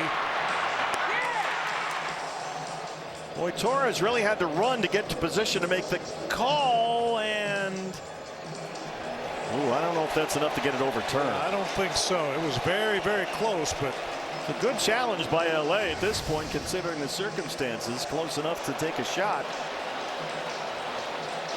And that is awfully close. There's a live look inside the replay operations center in New York City. See all the umpires. There's a whole umpiring crew that gets assigned to the replay operations center. They've shown the video replay here on the DBTV board. Diamondback fans think they got it. Sure looks like McCann's foot is on. Noonan. Wow. Oh boy. Really close. Yeah. Do you have enough to get it overturned? The call on the field still matters. This is the angle. It looks safe to me. Foot down, ball not quite all the way in the pocket of the glove. Call on the field is confirmed. Runner is safe. Yes. Call is confirmed. So they know they got it right. It's not call stand, it's call confirmed. Excellent call by Carlos Torres at first. He got it exactly right. We'll get a runner from McCann now. Jorge Barosa comes on. He represents the winning run. And Ryan Waldschmidt, who had the walk-off home run last night, is the batter.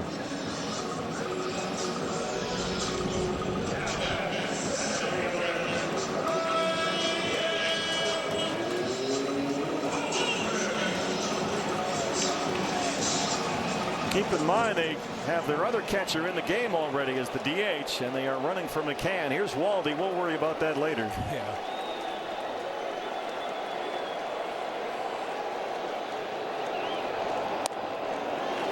Rosen with a curveball. Waldy 0 for 3, was hit by a pitch in the 5th. Ildemaro Vargas is the tying run at third base. Jorge Barosa running for James McCann, the winning run at first.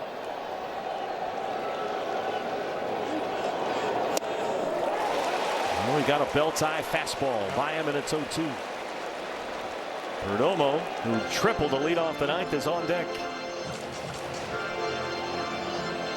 Dodger bullpen is quiet.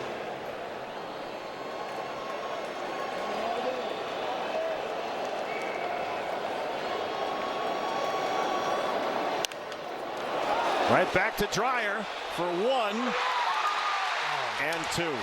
And the Dodgers hang on and win it 2-1.